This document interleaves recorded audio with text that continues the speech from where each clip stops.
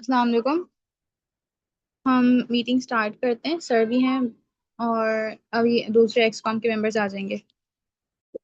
वालेकुम सलाम। हम्म। ठीक है। चले।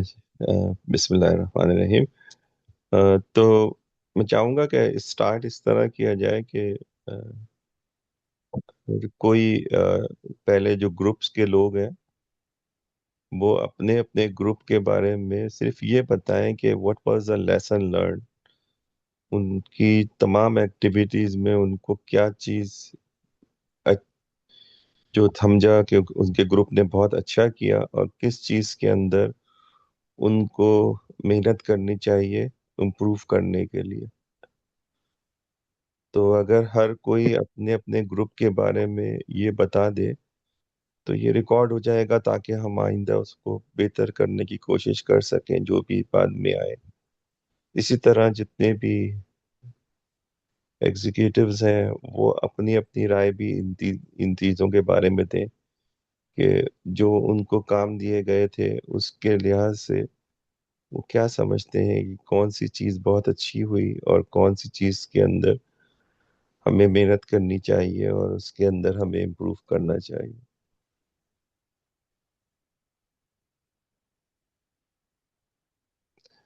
तो अगर आप लोग आपस में फैसला कर लें कि कौन शुरू होगा पहले। मैं ज़्यादा बोल नहीं सकता इसलिए कि मेरी खांसी शुरू हो जाती है बहुत बुरी तरह से।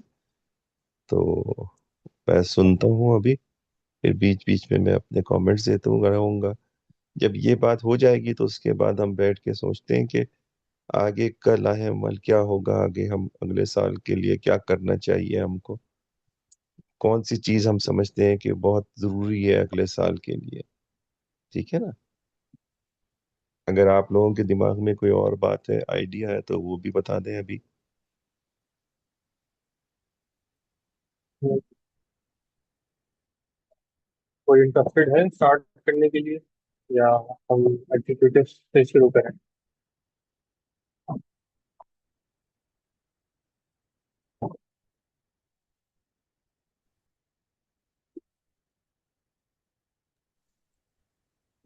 मेरे ख्याल से डॉक्यूमेंटेशन टीम स्टार्ट करने तो हुआ, अगर अवेलेबल है तो। हाँ अनुषा, बल्कि आप स्टार्ट करें। है। अस्सलाम वालेकुम, मेरी आवाज़ आ रही है? हम्म। वालेकुम आ रही। अस्सलाम। अस्सलाम वालेकुम सर। मेरा भी गला थोड़ा ख़राब है तो मेरी आवाज़ ऐसी आएगी। सो मैं स्टार्ट करना चाहूँगी अपने ग्रुप के अकॉम्प्लिशमेंट से। सो मैं मीडिया टीम के एडवाइज़र हूँ। सो हम लोग ने जहाँ तक मैंने देखा है वहाँ हम लोग ने 1 ईयर में बहुत ज़्यादा हमारी जो सोशल मीडिया के पेजेस थे उन्होंने ग्रोथ करी है। चाहे वो लिंक्डइन हो, इंस्टाग्राम हो या फेसबुक हो। और सबसे ज़्यादा हमने जो एंगेजमेंट देखी है वो अपने इंस्टाग्राम और फेसबुक पेजेस पे देखी है। तो हम लोग ने अभी जो अपना रमज़ान वॉलेंटियर प्रोग्राम स्टार्ट किया था उसमें जो हमारी ग्रोथ थी वो कम से कम 60 to 70 के तक हमारी इंगेजमेंट थी। और हम लोग ने लास्ट जून की बात है, 650 समथिंग कोई फॉलोअर्स थे। और अभी हमारा कुछ 850 फॉलोअर्स हैं और ये सारा जो है ये ओरिजिनल है। और इसमें कोई भी पेड वगैरह शामिल नहीं है, सिर्फ हमने मार्केटिंग कर कर के फॉलोअर्स इंगेज करे हैं। और अभी भी हमारे जो पेजेस हैं उनमें इतने सारे कमेंट्स आते हैं और डीएम आते हैं कि हम कैसे स्कॉलरशिप ले सकते हैं, हम इसमें कैसे और ज़्यादा इंगेज हो सकते हैं, आप और प्रोग्राम्स करें। सो हम लोग ने जहाँ तक देखा है कि बहुत ज़्यादा एंगेजमेंट हम और हमारे पेज अब मैं अपने डिपार्टमेंट में भी देखूँ सीआईएस में जो जूनियर्स बच्चे होते हैं वो अक्सर पूछते हैं कि आप कौन से स्कॉलरशिप में। और एनईडी स्कॉलर का जैसे ही नाम लो ना सबको पता है कि एनईडी स्कॉलर क्या कर रहा है। लेकिन अगर यही मैं 3 इयर्स बैक देखूँ जब मैं खुद जूनियर थी तो किसी को इतनी नॉलेज नहीं थी और मुझे खुद भी नहीं थी। तो मैंने देखा है कि आजकल हर कोई एनईडी स्कॉलर का नाम जानता है। और वो क्या कर रहे हैं, कैसे कर रहे हैं, तो लोग अक्सर गाइड लेते हैं कि हम इसमें कैसे इन्वॉल्व हो सकते हैं, हम इसके मेंबर, स्कॉलरशिप ना भी ले तो हम इसके मेंबर कैसे बन सकते हैं। तो मैंने देखा है कैनेडी स्कॉलर बहुत ज़्यादा इस मामले में ग्रोथ इसकी बहुत अच्छी हुई है। और अगर मैं अपना मीडिया टीम की बात करूं कि वहाँ पे वर्किंग कैसी रही है, उसके कुछ फ्लॉस कैसे हैं, तो मैंने देखा है कि मतलब जो काम कर रहे हैं, मतलब जो 2-3 साल से काम कर रहे हैं, जो मतलब जिसको पता है कि काम कैसे करना है वही कर रहे हैं। लेकिन जो न्यू बच्चे आ रहे हैं और जो भी न्यू मेंबर्स आ रहे हैं वो मतलब इतने इन्वॉल्व नहीं है, या फिर शायद उनका मीडिया सोशल मीडिया हैंडल्स पे इतना फोकस नहीं है। तो मतलब जो पहले इस ग्रुप में थे वो वही काम कर रहे थे। हालांकि हम लोग ने इंगेज करने की बहुत कोशिश करी, जो हमारे लीड्स थे, को लीड्स थे, सब ने, हम लोग इतना मैसेज करते हैं बट इतनी ग्रोथ नहीं थी। तो ये है।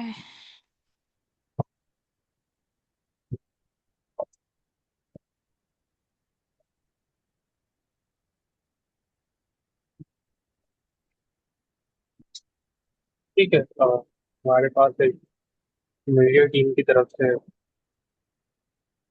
ओवरव्यू मिल गया। नेक्स्ट कौन और आना चाहेगा? और मैं थैंक यू भी कहना चाहूँगी क्योंकि मेरा जो साल था वो बहुत अच्छा गुजरा और मुझे एडवाइज़र बनकर लिटरली बहुत ज़्यादा मैंने एंजॉय किया और बहुत कुछ सीखा कि कैसे हैंडल करते हैं, कैसे ग्रुप्स को हैंडल करते हैं, कैसे कम्युनिकेट करते हैं ग्रुप्स को। सो मैं थैंक यू कहना चाहूँगी क्योंकि मैं सबसे पहले को लीड बनी थी, फिर लीड बनी थी, फिर एडवाइज़र बनी थी। और मीडिया टीम, मुझे इसका खुद बहुत ज़्यादा पैशन है, तो मुझे बहुत ज़्यादा मज़ा आया। तो उससे thank you sir, thank you Mohit भाई, thank you Asiya, thank you so much.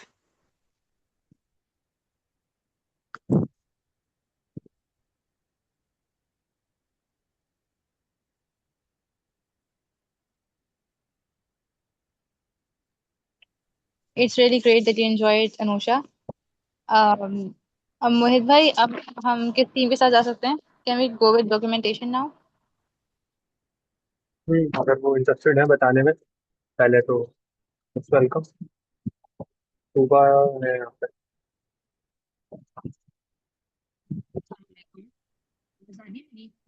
अस्सलाम वालेकुम।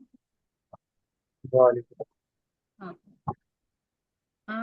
डॉक्यूमेंटेशन टीम की अच्छी बात ये रही कि जो अभी जो नए स्टूडेंट्स आए हैं, अ, जैसे यशफीन है, बरीरा है, मदीहा रब्बानी है, ये ज़्यादा एंथुजियास्टिक भी हैं और जो फीडबैक मैं देती हूँ तो उसको फिर अच्छे से इम्प्लीमेंट भी करते हैं। तो ये एक अच्छी बात है कि डॉक्यूमेंटेशन टीम में एक अच्छा इजाफा हुआ है। कुछ बात जो फ्लॉ की अगर मैं बात करूं तो फ्लॉ ऐसा नहीं है, बट ये है कि मैंने कभी कभी नोटिस किया है, जैसे मैं ओवरव्यू कर रही होती हूँ या मैं पढ़ रही होती हूँ फीडबैक देने के लिए, तो मुझे होता है कि कभी कभी उसमें कंटेंट बहुत ज्यादा स्पेसिफिक नहीं होता, बहुत ज्यादा डिटेल नहीं होता। तो हमें एआई वाली चीज से काफी ज्यादा स्ट्रगल करना पड़ता है एज अ टीम के एआई यूज करने की सर ने इजाजत दी है, but at the same time again वही चीज होती है कि कंटेंट स्पेसिफिक हो और उसमें ओरिजिनलिटी आपकी जरूर अपनी कुछ हो। तो इस चीज से जो है क्वालिटी इंश्योर करना ये थोड़ा ज्यादा डिफिकल्ट होता है। 2-3 दफा मैं फीडबैक देके उसको ठीक करवाती हूँ, या फिर 2-3 लोगों को अगर असाइन किया हुआ है तो फिर जो को लीड है अलिशबा, उनको मैं कह देती हूँ कि जो है उसको कंपाइल कर दो, जो अच्छी चीजें हैं हर कंटेंट में वो निकालो और फिर उसको कंपाइल कर दो। तो ये थोड़ा सा डिफिकल्टी होती है कि स्पेसिफिकेशन नहीं होती कंटेंट में कभी कभी, तो इसको थोड़ा देखना पड़ता है।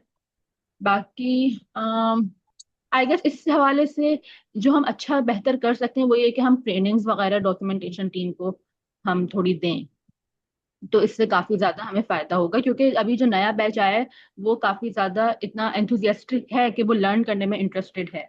तो उनको अगर हम ट्रेनिंग देंगे इस स्टेज पे तो वो काफी अच्छा नेक्स्ट टेन्योर में लेके जा सकते हैं और हैंडल कर सकते हैं चीजों को अपने ओन पे। And, yeah. इधर एक इंग्लिश लिटरेचर की भी तो स्टूडेंट है हमारे पास, उसको एंगेज किया है किसी ने? जी जी, मुंतहा को लीड है। मुंतहा यहाँ पे हैं भी शायद।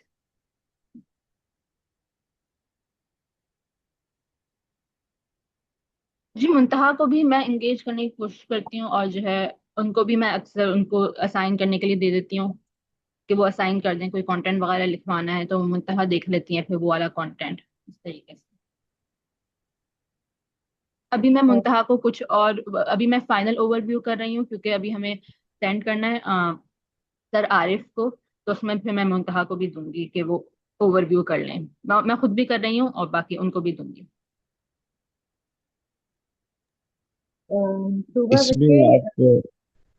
आप जो फाइनल रिपोर्ट बना रहे हैं उसमें भी और दूसरी चीजों में भी उबैदुर रहमान साहब को भी इंक्लूड किया करें, उनसे भी मशवरा लिया करें। वो आपके ग्रुप में शामिल हैं, वो यूएस में होते हैं तो उनके पास भी वक्त होता है कि वो देख लिया करें। हाँ, ओके सर।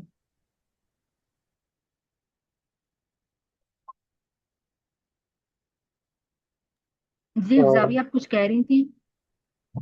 या, सबसे पहले सर मैं आपको बता देती हूँ कि इनका जो वर्क फ्लो डिसाइड किया हुआ है कि सुबह जो फाइनल रिव्यू कर लेगी वो डॉक्यूमेंट जो है ना वो हम आरएफ साहब को शेयर करेंगे। आरएफ साहब ने 10 लोगों की ज्यूरी बनाई हुई है पहली। वो ज्यूरी फिर फाइनल रिव्यू देकर उस पर फीडबैक देगी कि वेदर के डॉक्यूमेंट में चेंजेस रिकॉर्ड हैं या whether on perfect line document है, वो गुड टू गो है। ठीक है। तो ये डिसाइड हुआ है कि ये फाइनल रिव्यू के बाद जो कि सुबह करेगी और फिर दैट आरएस साहब के पास के डॉक्यूमेंट रोजाना 6:30 बजे शेयर होगी और वो 10 लोगों की जो ज्यूरी है आरएस साहब वो उनसे फीडबैक ले रहेंगे। तो उसमें उन 10 लोगों की ज्यूरी में अब्दुल रहमान साहब भी हैं, अहमद फकीर भी है आई गेस। तो ये सारा कुछ है। फर्दर सुबह बच्चे, ये आपकी ट्रेनिंग सेक्शन वाला पॉइंट वैलिड पॉइंट है, काफी वैलिड पॉइंट है। I am working on it. Last time जहाँ तक मुझे याद है कि 2 ट्रेनिंग हुई थी डॉक्यूमेंटेशन की मेरी टेन्योर में। एक जो है वो मैंने कराई थी टीचर से, एक मैंने आप लोगों के साथ खुद किया था ऑन पॉइंट, जब हमने डॉक्यूमेंटेशन इनिशियली बिल्ड करना शुरू किया था कि डॉक्यूमेंटेशन की कोई टीम होगी। तो जी इस जी। बार भी इस टेन्योर के साथ भी होगा। I just connect with the speaker और 2 से 3 दिन का छोटा सा वर्कशॉप करवाना चाहती हूँ जिसमें आप लोगों के जो पॉइंट्स है, how to use AI with humanize to generate humanize content, एक अफेक्टिव कंटेंट किस तरह से लिखते हैं और अफेक्टिव टाइटल कैसे कंपोज करते हैं, ये होना चाहिए। तो लेट्स सी, नेक्स्ट टेन्योर से पहले ये ट्रेनिंग सेशन कंडक्ट हो चुका होगा कि हम जब नेक्स्ट टेन्योर आपसे अगर स्टार्ट कर रहे होंगे या इवेंट्स लिखना स्टार्ट कर रहे होंगे before 30 we will do something और I will come back to some news as well. Saida Riyaz नाम है, वो दुबई में होती हैं, उन्होंने मुझे इस चीज़ पे ट्रेन किया था। उनके लिए मैंने वेबसाइट का कंटेंट लिखा था लेकिन मुझे लिखना उन्होंने सिखाया था। तो I am trying to connect with her. तो ये वाला पॉइंट जो है वो बहुत वैलिड है और हम इस पे काम, एनईडी स्कॉलर स्पेशली इस पे काम कर रही है। तो ये हाँ, और उनसे जरूर बात कर लेना। और हिलाल भी उनसे कांटेक्ट में है, तो अगर कोई दुश्वारी हो रही हो उनको कांटेक्ट करने में तो बताना हिलाल को या उनैस को, तो वो भी कांटेक्ट करवा सकते हैं, लेकिन वो अवेलेबल होती हैं तुम लोगों के लिए। या ओके हिफ्जापी, थैंक यू सो मच। और आपने जो इसके अलावा ट्रेनिंग्स कंडक्ट की थी पिछले टेन्योर के स्टार्ट में, वो काफ़ी हेल्पफुल थी and was really helpful in making the newsletter, क्योंकि आपने जो न्यूज़ लेटर बनाया था उससे पिछले टेन्योर में वो काफ़ी ज़्यादा इंस्पिरेशनल था, उससे मैंने काफ़ी ज़्यादा इंस्पिरेशंस ड्रॉ की थी अ, पिछले टेन्योर के न्यूज़ लेटर में। सो थैंक या यू इट वाज सुबह। Really. Thank you so much.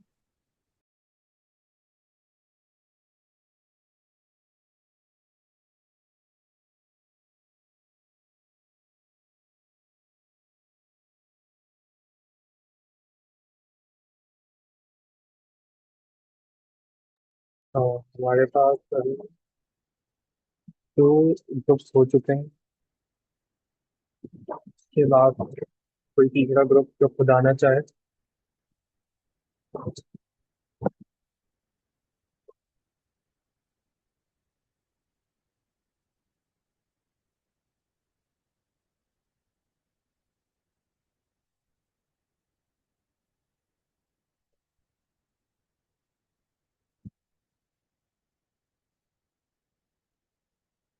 यहाँ पे पॉडकास्ट को ले लेते हैं।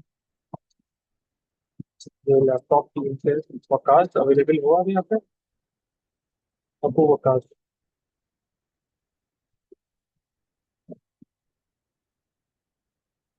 सलाम वालेकुम।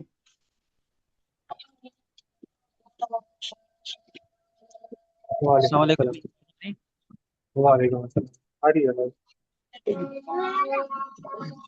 मोहित भाई, यहाँ पे अजान हो रही है, 1 मिनट। हाँ,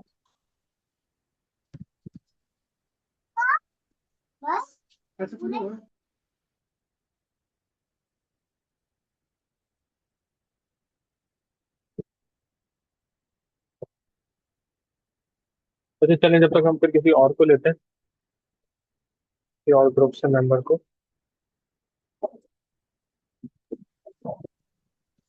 अस्सलाम वालेकुम।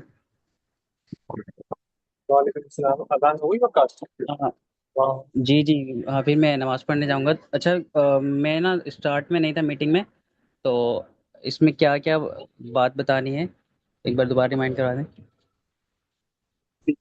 फिर बात मैंने करते हैं। 7 मिनट लेट ज्वाइन की मीटिंग।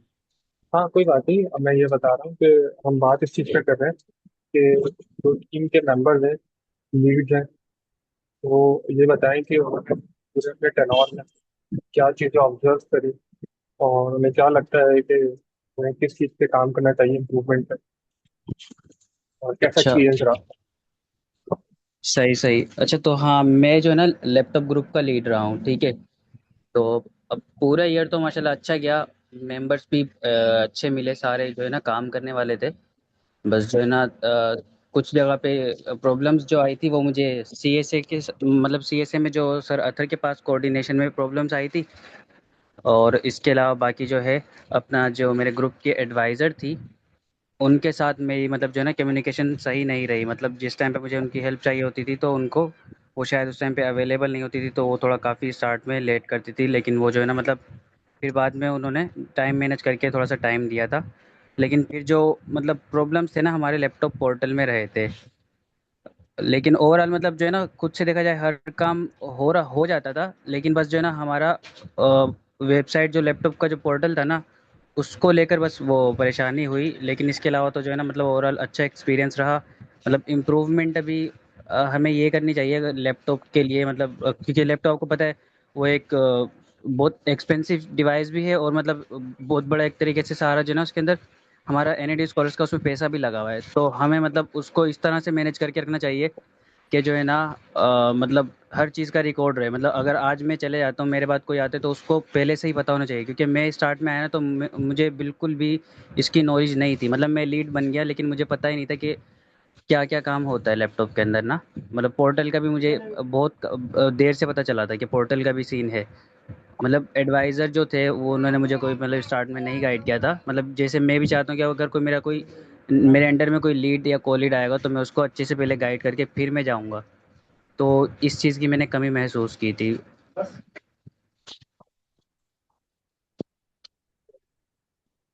ठीक है। ठीक है। और बाकी रहा अभी जो है ना लैपटॉप का जो है मतलब काफ़ी रिकॉर्ड जो है ना अभी ख़राब हुआ हुआ है। क्योंकि काफ़ी चीज़ें मैंने एक्सपीरियंस किए ना। मतलब हमारे कुछ ऐसे स्टूडेंट भी हैं जो 2024 में ग्रेजुएट हो चुके हैं, उनका लैपटॉप अभी तक रिटर्न नहीं हुआ। 25 के अंदर भी कुछ ऐसे बच्चे हैं, अभी 26 में तो चले अभी हम उनको देख रहे हैं। लेकिन कुछ बच्चे लैपटॉप जिनको मिला हुआ है वो हमारे ग्रुप वगैरह में भी नहीं है, और मतलब उनका कोई हमारे पास रिकॉर्ड नहीं है। मतलब उनका अगर मालूम हो कि भाई हाँ वो हमारे ग्रुप में नहीं है, तो उनके पास लैपटॉप है तो उसकी इस डिटेल्स वगैरह मतलब प्रॉपर हमारे पास उसका रिकॉर्ड नहीं है। तो फिर बड़ी मुश्किल से, लेकिन अब तो ये है अब सब कुछ मैनेज कर लिया है। डिटेल्स लेकर माशाल्लाह लैपटॉप ग्रुप के मेंबर्स को मैंने मतलब काम असाइन किया और उन्होंने जल्दी जल्दी रिस्पॉन्स भी दिया। सब लोगों ने अच्छा रिस्पॉन्स दिया इस टाइम पर, तो उसका जो है अभी सारा रिकॉर्ड जो है ना मैनेज कर लिया है। लेकिन अब मुझे उसका मतलब डर ये है कि अगर मैं अभी मैं चले जाता हूँ, मतलब अभी 1-2 मंथ ही रह गए, तो उसके बाद जो है ये रिकॉर्ड किस तरह से वो सस्टेन रहे कि कल को कोई भी आए उसको एट अ टाइम जो है ना उसको देख ले कि भाई हाँ ये बच्चा है, इसके लैपटॉप इसके पास ये लैपटॉप है, इसने रिटर्न कर दिया या नहीं, जो भी इसका रिकॉर्ड है ये।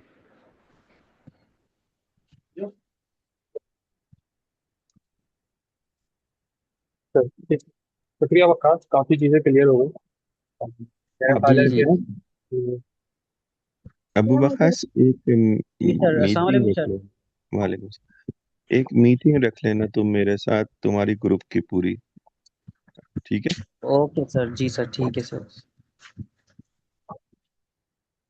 सर ठीक है, फिर मैं मीटिंग डिसाइड अरेंज करके, मैं स्केजुअल करके मैं आपको ग्रुप में ही मेंशन करके बता दूंगा। सही है, मैं फिर नमाज़ पढ़ने चले जाऊँ फिर, यहाँ पे नमाज़ का टाइम है। ये पूछने की बात थोड़ी होती है। नहीं, मेरा मतलब मैं मीटिंग लीव कर रहा हूँ, मैं नमाज़ पढ़ने के लिए जा रहा हूँ। सही है।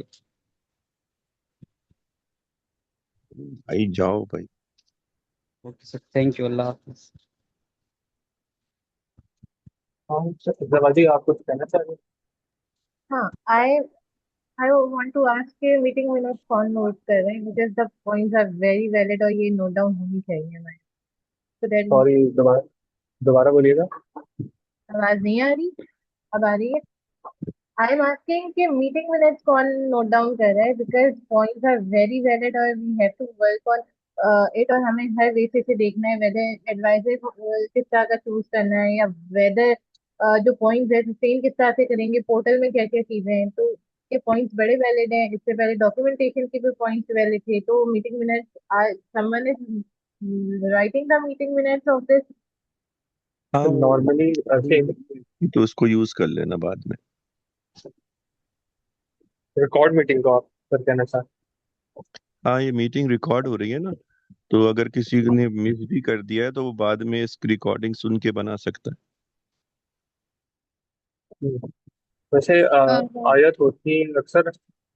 आई रिकमेंड के साथ अजीम है, तो अजीम आप ये काम कर लो मैं ताकि ले लेती समराइज हो हूँ जाए। मीटिंग में। चलो ठीक, शुक्रिया इसके लिए। अ, अ, एक चीज और, इकरा ने हैंड रेस किया था। इकरा, आप कुछ कहना है आपको? अस्सलाम इकरा वालेकुम इरशाद। वालेकुम अस्सलाम। जी। वो मैंने लैपटॉप के डेटा के हवाले से ही बात करनी थी, लेकिन वो जब सर ने अभी मीटिंग रखी है ना, तो फिर उसी चीज़ में वो पॉइंट भी क्लियर कर लेंगे। ठीक ठीक। हाँ आसिया, आप कुछ बोल लेती है अभी। हाँ, अभी किसी को आप असाइन कर दें, वैसे उससे पहले के नोट्स होंगे मेरे पास, मीटिंग नोट्स।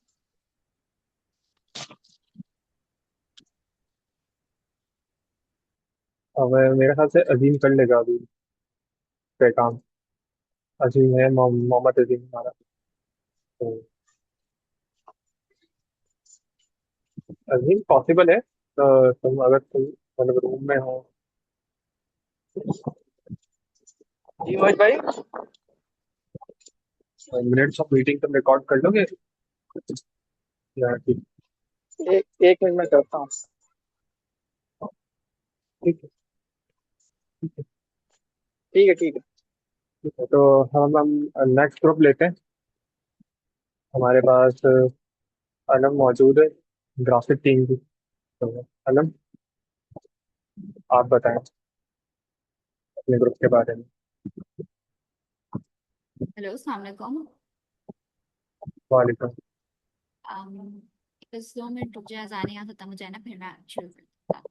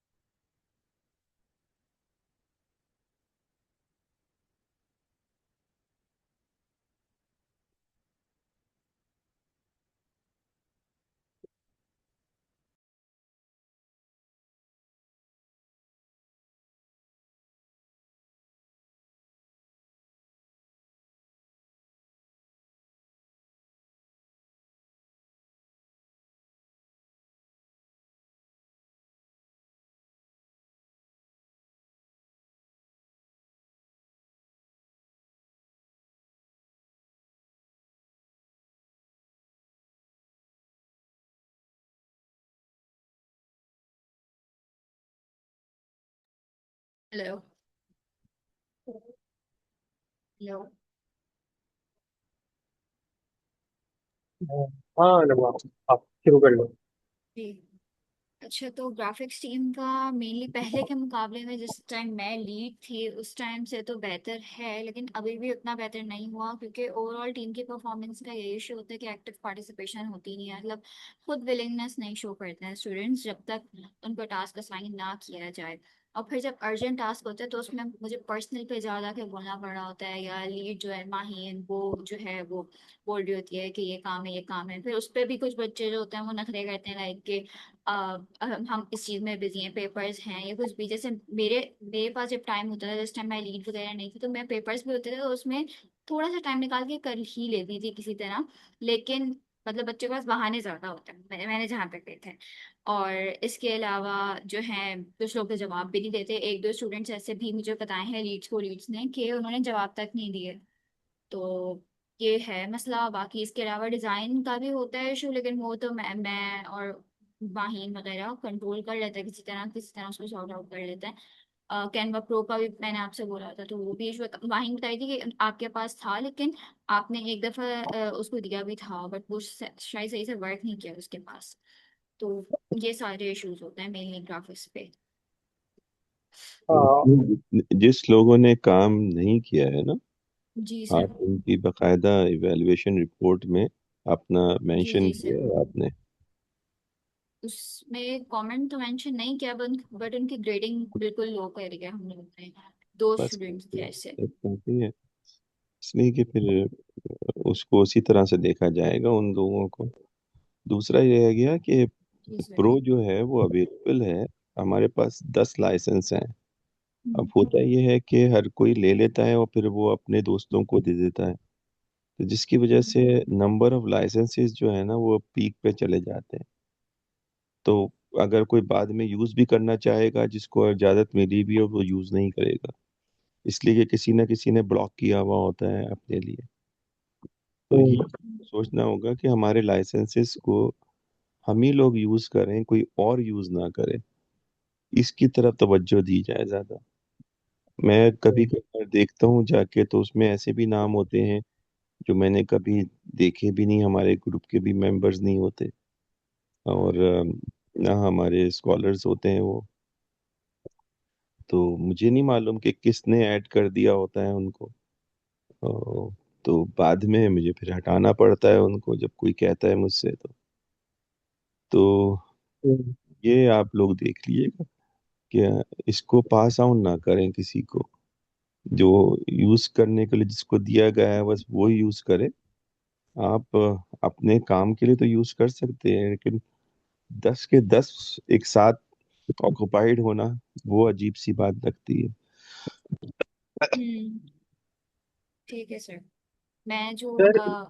अभी बूट कैम्प भी जो करूंगी ना जुलाई में, जो आसिया से मेरी बात हुई है, तो मैं उस पे ये सारी बातें डिटेल में उनको बता दूंगी। और फिर मुझे जो जिन बच्चों को लगता है कि लाइसेंस की जरूरत है, जिससे उनकी डिजाइन बेहतर है और वो और बेटर कर सकते हैं, तो बस उन्हीं स्टूडेंट्स को मैं वो लाइसेंस जो है मेरी स्कॉलर्स वाला पास ऑन कर दूंगी। और फिर वो जो जिनको मैंने दिया होगा मैं वो वाली लिस्ट पे आपको भेज दूंगी या आसिया को भेज दूंगी।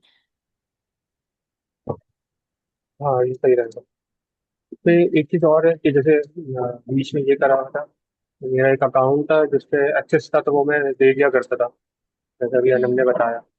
हम्म। तो अब वो फिजिबल था शायद सबके लिए या नहीं, इसका आइडिया तो नहीं मुझे। उसमें ये होता था कि मैं किसी को भी दे देता था अपने आईडी स्कॉलर्स में से जिसे चाहिए। तो एक हाल ये भी है कि अगर किसी को देना है तो वो अकाउंट ही दे दिया जाए और वो यूज करता रहे। हम्म।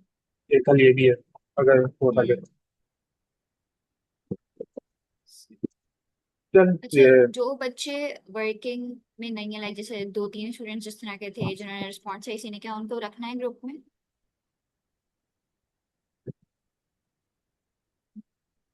पे बात करते हैं, नहीं, सर मेरा ज्यादा बेहतर बता सकते हैं। टाइम भी लेना चाहिए फौरन ही। दो ठीक है तीन सर। हफ्ते बाद अगर आप दो हम्म। नहीं करें तो उसी वक्त हम्म। निकाल देना चाहिए, ये सब ग्रुप्स के अंदर यही होना चाहिए। ठीक है सर। लीड ठीक है। है ना, उसको ये फैसले हम्म। करने चाहिए कि किसको रहना है किसको नहीं रहना, और बता के इस कहें कि आपने नहीं किया, इस वजह से आपको निकाला जा रहा है, और ये आपकी रिपोर्ट में जाएगा। ठीक है।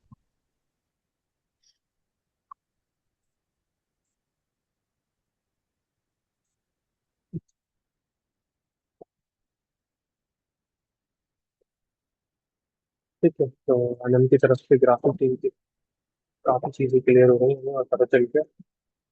इसके बाद हमारे पास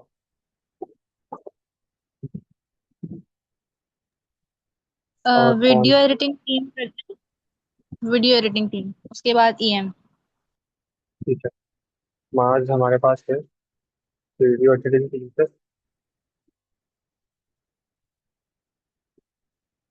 और मार्ज, आवाज़ आ रही है मेरी? सैयद, तो पहले हफ्सा से स्टार्ट कर लेते हैं, फिर मास्टर चुन लेंगे। ठीक है, अफसा है।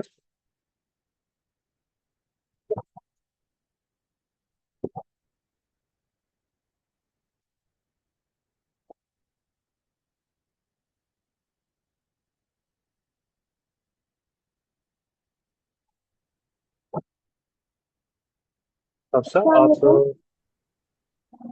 वालेकुम सलाम। वालेकुम। अच्छा, वीडियो एडिटिंग के लिए मतलब बच्चे में जो स्टूडेंट कर रहा है उनमें अफ- मैंने बता हाँ, दिया है, मतलब अफसा आपकी आवाज़ ना बहुत ज़्यादा फट रही है, ब्लर हो रही है। आप क्लियर आवाज़ नहीं आ रही। अब आ रही है सही से? हाँ, आप सही आ रही अच्छा, तो उसमें ये था कि एक वीडियो अभी सर आरिफ ने बनाने बोली थी, तो मैंने ग्रुप में बहुत सारे बच्चों से पूछा, मतलब पर्सनली भी पूछा, तो किसी ने मुझे सही से रिप्लाई नहीं किया, तो फिर वो वीडियो मैंने खुद ही एडिट कर ली थी। तो अभी भी जैसे न्यू बच्चों ने भी ज्वाइन किया है, बीच में सर सुहेल ने भी जो है वो वीडियोस बनाने का कहा था, तो 2-3 ने पार्टिसिपेट किया था। तो उसमें यही इशू है कि मतलब कोई इतना ज़्यादा सीरियस नहीं लेता, और मतलब काम भी करवाओ तो देर देर से दे रहे होते हैं, बहुत ज़्यादा देर कर रहे होते हैं, और मतलब फिर मुझे ही इशू होता है, और फिर आधा काम मुझे खुद ही करके देना पड़ रहा होता है। जैसे अगर मुझे एआई वॉइस बनवानी है किसी से, तो वो भी फिर आधा काम मैं ही कर रही होती हूँ उसमें, उन्हें बताना कि किस वेबसाइट पे जाओ, वहाँ से करो, फिर आप वीडियो में डालो, तो ये सब उन्हें सिखाना पड़ता है।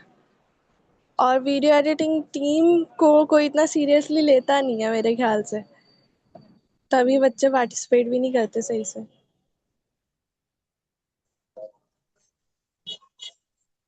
बस यही था। नहीं, मेरा ख्याल है जो सीरियस ना लेने की एक वजह ये भी है कि हमें और उन्हें भी एहसास नहीं है कि आजकल के दौर में वीडियोस की कितनी क्या हैसियत है। और दूसरा ये है कि ये चीज़ जो होती है, कोशिश करें कि जो कि हम, ये तो लोगों के इंटरेस्ट के ऊपर होता है कि वो उनका इंटरेस्ट है या नहीं। प्रॉब्लम ये है कि हमारे यहाँ किसी को किसी चीज़ का इंटरेस्ट नहीं है, और आप पुश करके लेकर आते हैं किसी को और वो करता है। दूसरा ये है कि एक एक छोटी सा ट्रेनिंग प्रोग्राम तो नहीं कहूँगा उसको, एक यूज़ करने का तरीक़ेकार को समझाने के लिए आप लोग हर ग्रुप को चाहिए कि वो अपने सेशंस किया करे। ज़रूरी नहीं है जब काम आए, जब काम दिया जाए, काम आने से भी पहले आप लोग सिर्फ और सिर्फ एक दूसरे को मिलने के लिए, बैठने के लिए, समझने के लिए एक गैदरिंग किया करें। क्या यूनिवर्सिटी में करें, और उसमें कोई भी आदमी जिसको उस ग्रुप के बारे में ज़्यादा मालूमात हो, वो समझाए लोगों को कि करना क्या है। ये हर ग्रुप को करना चाहिए। हमारे यहाँ तो ऐसा भी है कि एक दूसरे को पहचानते नहीं है। किसी ने कहा था कि एनईडी में बहुत से लोग जब एनईडी स्कॉलर्स को जानने लगे, लेकिन मेरा ख्याल है एनईडी स्कॉलर के जो स्टूडेंट्स हैं वो आपस में एक दूसरे को नहीं पहचान सकते अगर मैं दो को खड़ा कर दूं एक सामने। अम, तो उसमें ये होगा कि जब आप ग्रुप्स के अंदर बैठा करेंगे ना, तो एक तो एक दूसरे से जान पहचान होगी, और दूसरा जो इम्पोर्टेंट बात है कि जिसको कोई आती है ना चीज़, वो उस सेशन के अंदर उनको बताए कि इस तरह करते हैं इसको। हमने ये चीज़ देखी कि आपको नहीं आ रही थी, चलो मैं आपको ये एक की सीटिंग कर लेते हैं 1 घंटे की, लंच हो रहा है, लंच के साथ कर लो, या नमाज के बाद फारिग हुए हैं, क्लास के अंदर अभी वक्त है, आप लोग मीट कर लें। अब प्रॉब्लम उसमें ये भी आएगा, आप लोग कहोगे कि सर हमारे डिपार्टमेंट इतनी इतनी दूर है, हम लोग तो मिल ही नहीं सकते, इतनी जहाँ तक पहुँचते पहुँचते ही टाइम खत्म हो जाता है और क्लास का टाइम शुरू हो जाता है। तो ये तो जो प्रॉब्लम्स होते हैं जिंदगी में तो हर चीज के साथ होते हैं। तो इसका सोल्यूशन तो आप लोगों को खुद निकालना पड़ेगा कि किस तरीके से आप कौन से वक्त पे मिलेंगे, लेकिन ये बहुत जरूरी है कि एक साथ मिलें, बैठे, और जो एक चीज को आता है कोई चीज वो दूसरे को समझाए, वो बताए। रह गई बात इंटरेस्ट की, तो इंटरेस्ट दिल के ऊपर होता है। अगर नहीं होगा किसी का इंटरेस्ट तो कोई बात नहीं, जरूरी थोड़ी है 50 लोग हो। सिर्फ एक आदमी भी अगर काम करने वाला है, दिल लगा के कर रहा है और उसको एंजॉय कर रहा है।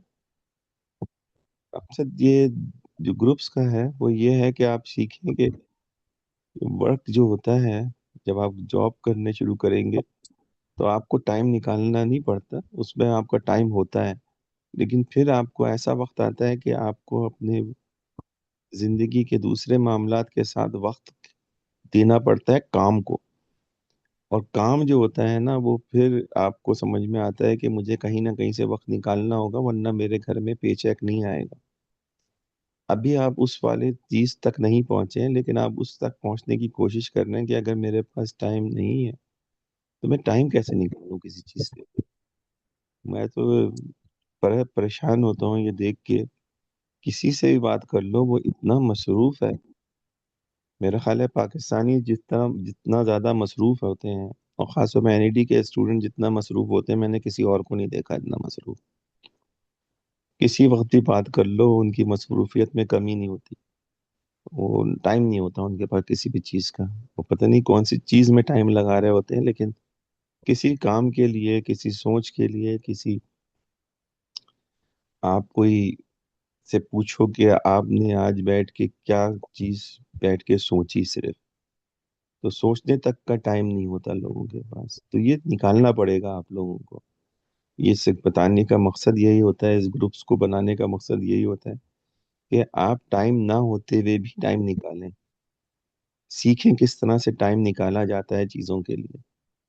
वरना तो टाइम निकलता नहीं है किसी भी चीज के लिए, हम इतने मसरूफ होते हैं जिंदगी के अंदर।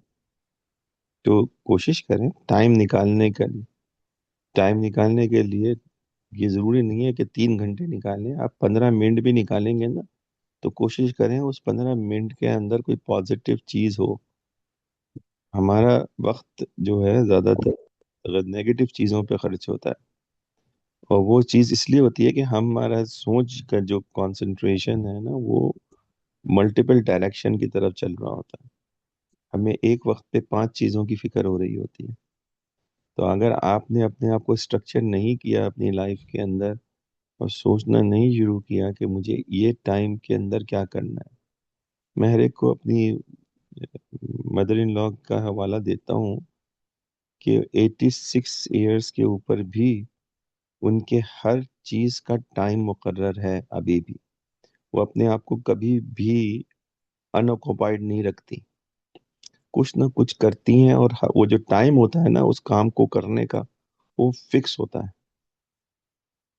अब ये कह दें कि भाई उनके पास तो कोई काम ही नहीं है, वो तो अपनी मर्जी से टाइम से क्रिएट कर रहे हैं। नहीं, मैं ऐसे लोगों को भी जानता हूँ जो इसी उम्र के अंदर कुछ नहीं करते, लेकिन वो साहिबा जो हैं वो पढ़ती भी हैं, चीज़ों के अंदर पार्टिसिपेट भी करती हैं, घर के कामों में पार्टिसिपेट करती हैं, फिर जाके एक बच्चे को पढ़ाती हैं ऑनलाइन।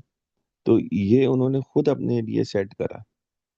तो अगर हम अपने टाइम को खुद अपने लिए कंट्रोल नहीं करेंगे तो टाइम हमें कंट्रोल करने लगता है, और बड़ा आपको पास काम करने के लिए कुछ भी नहीं मिलेगा फिर। इसलिए कि हम हमेशा किसी ना किसी चीज के अंदर मसरूफ होंगे, और आप कहेंगे मेरे पास तो टाइम ही नहीं है इसको करने का। तो कोशिश करेंगे समझने की और सीखने की कि टाइम को किस तरीके से निकाला जाता है अपने लिए, और टाइम को अपने काम के लिए कैसे लगाया जाता है, पर इस वजह के कि आप टाइम के लिए काम करें। चलें आप लोग आगे करें, कुछ कुछ नेक्स्ट वाला ग्रुप कौन सा है?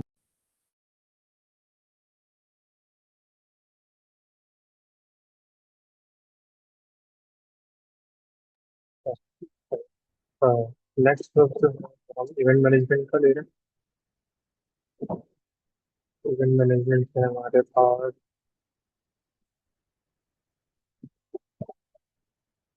अब्दुल अजीम।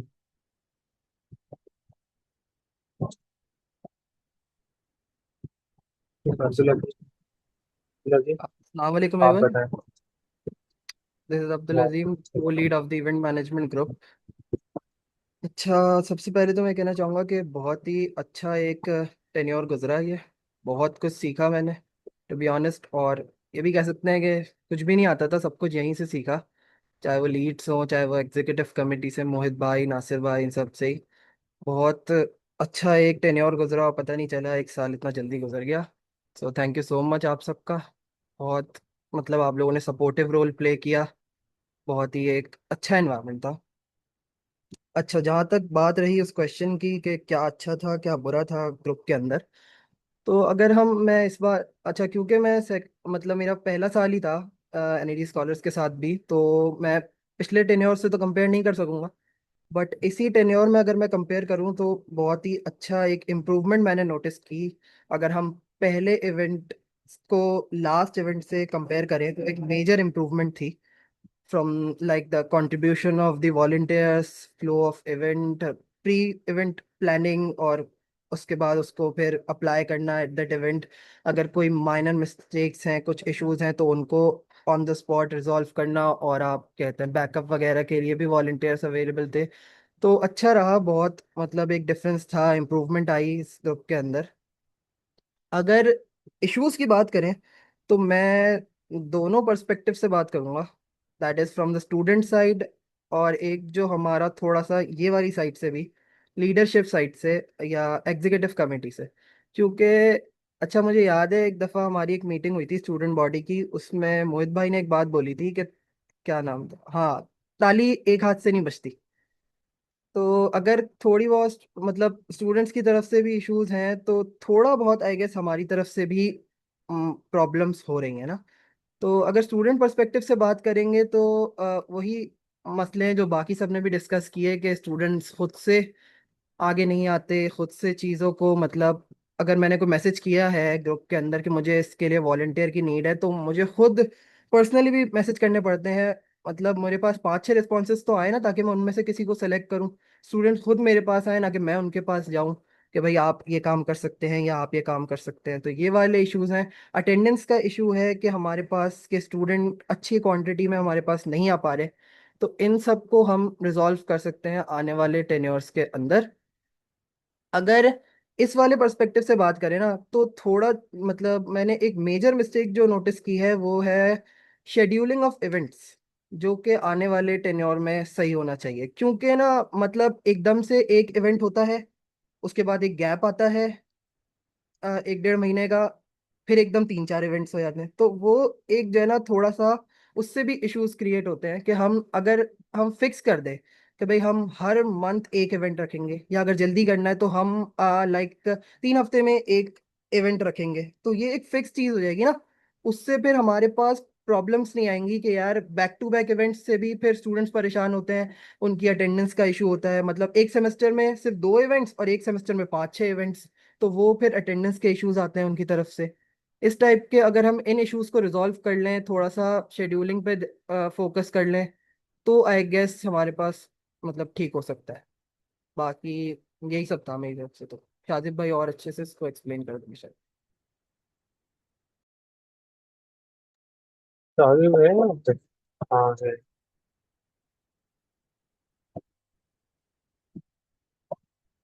शादी आप कुछ कहना चाहेंगे?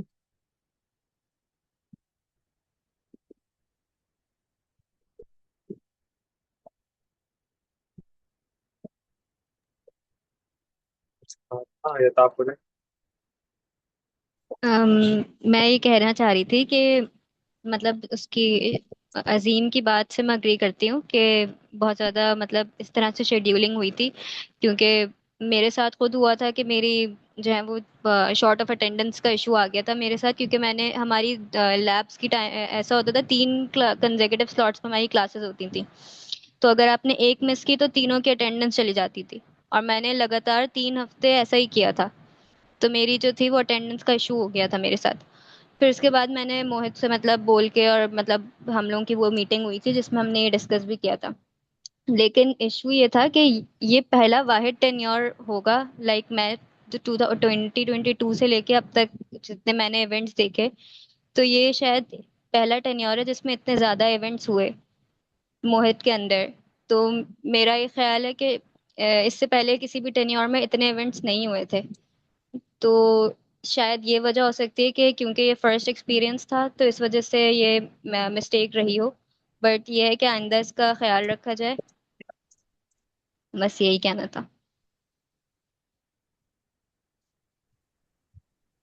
इसमें मैं ये कहूँगा कि अब 3-4 चीजें अलग अलग देखनी चाहिए हम लोगों को।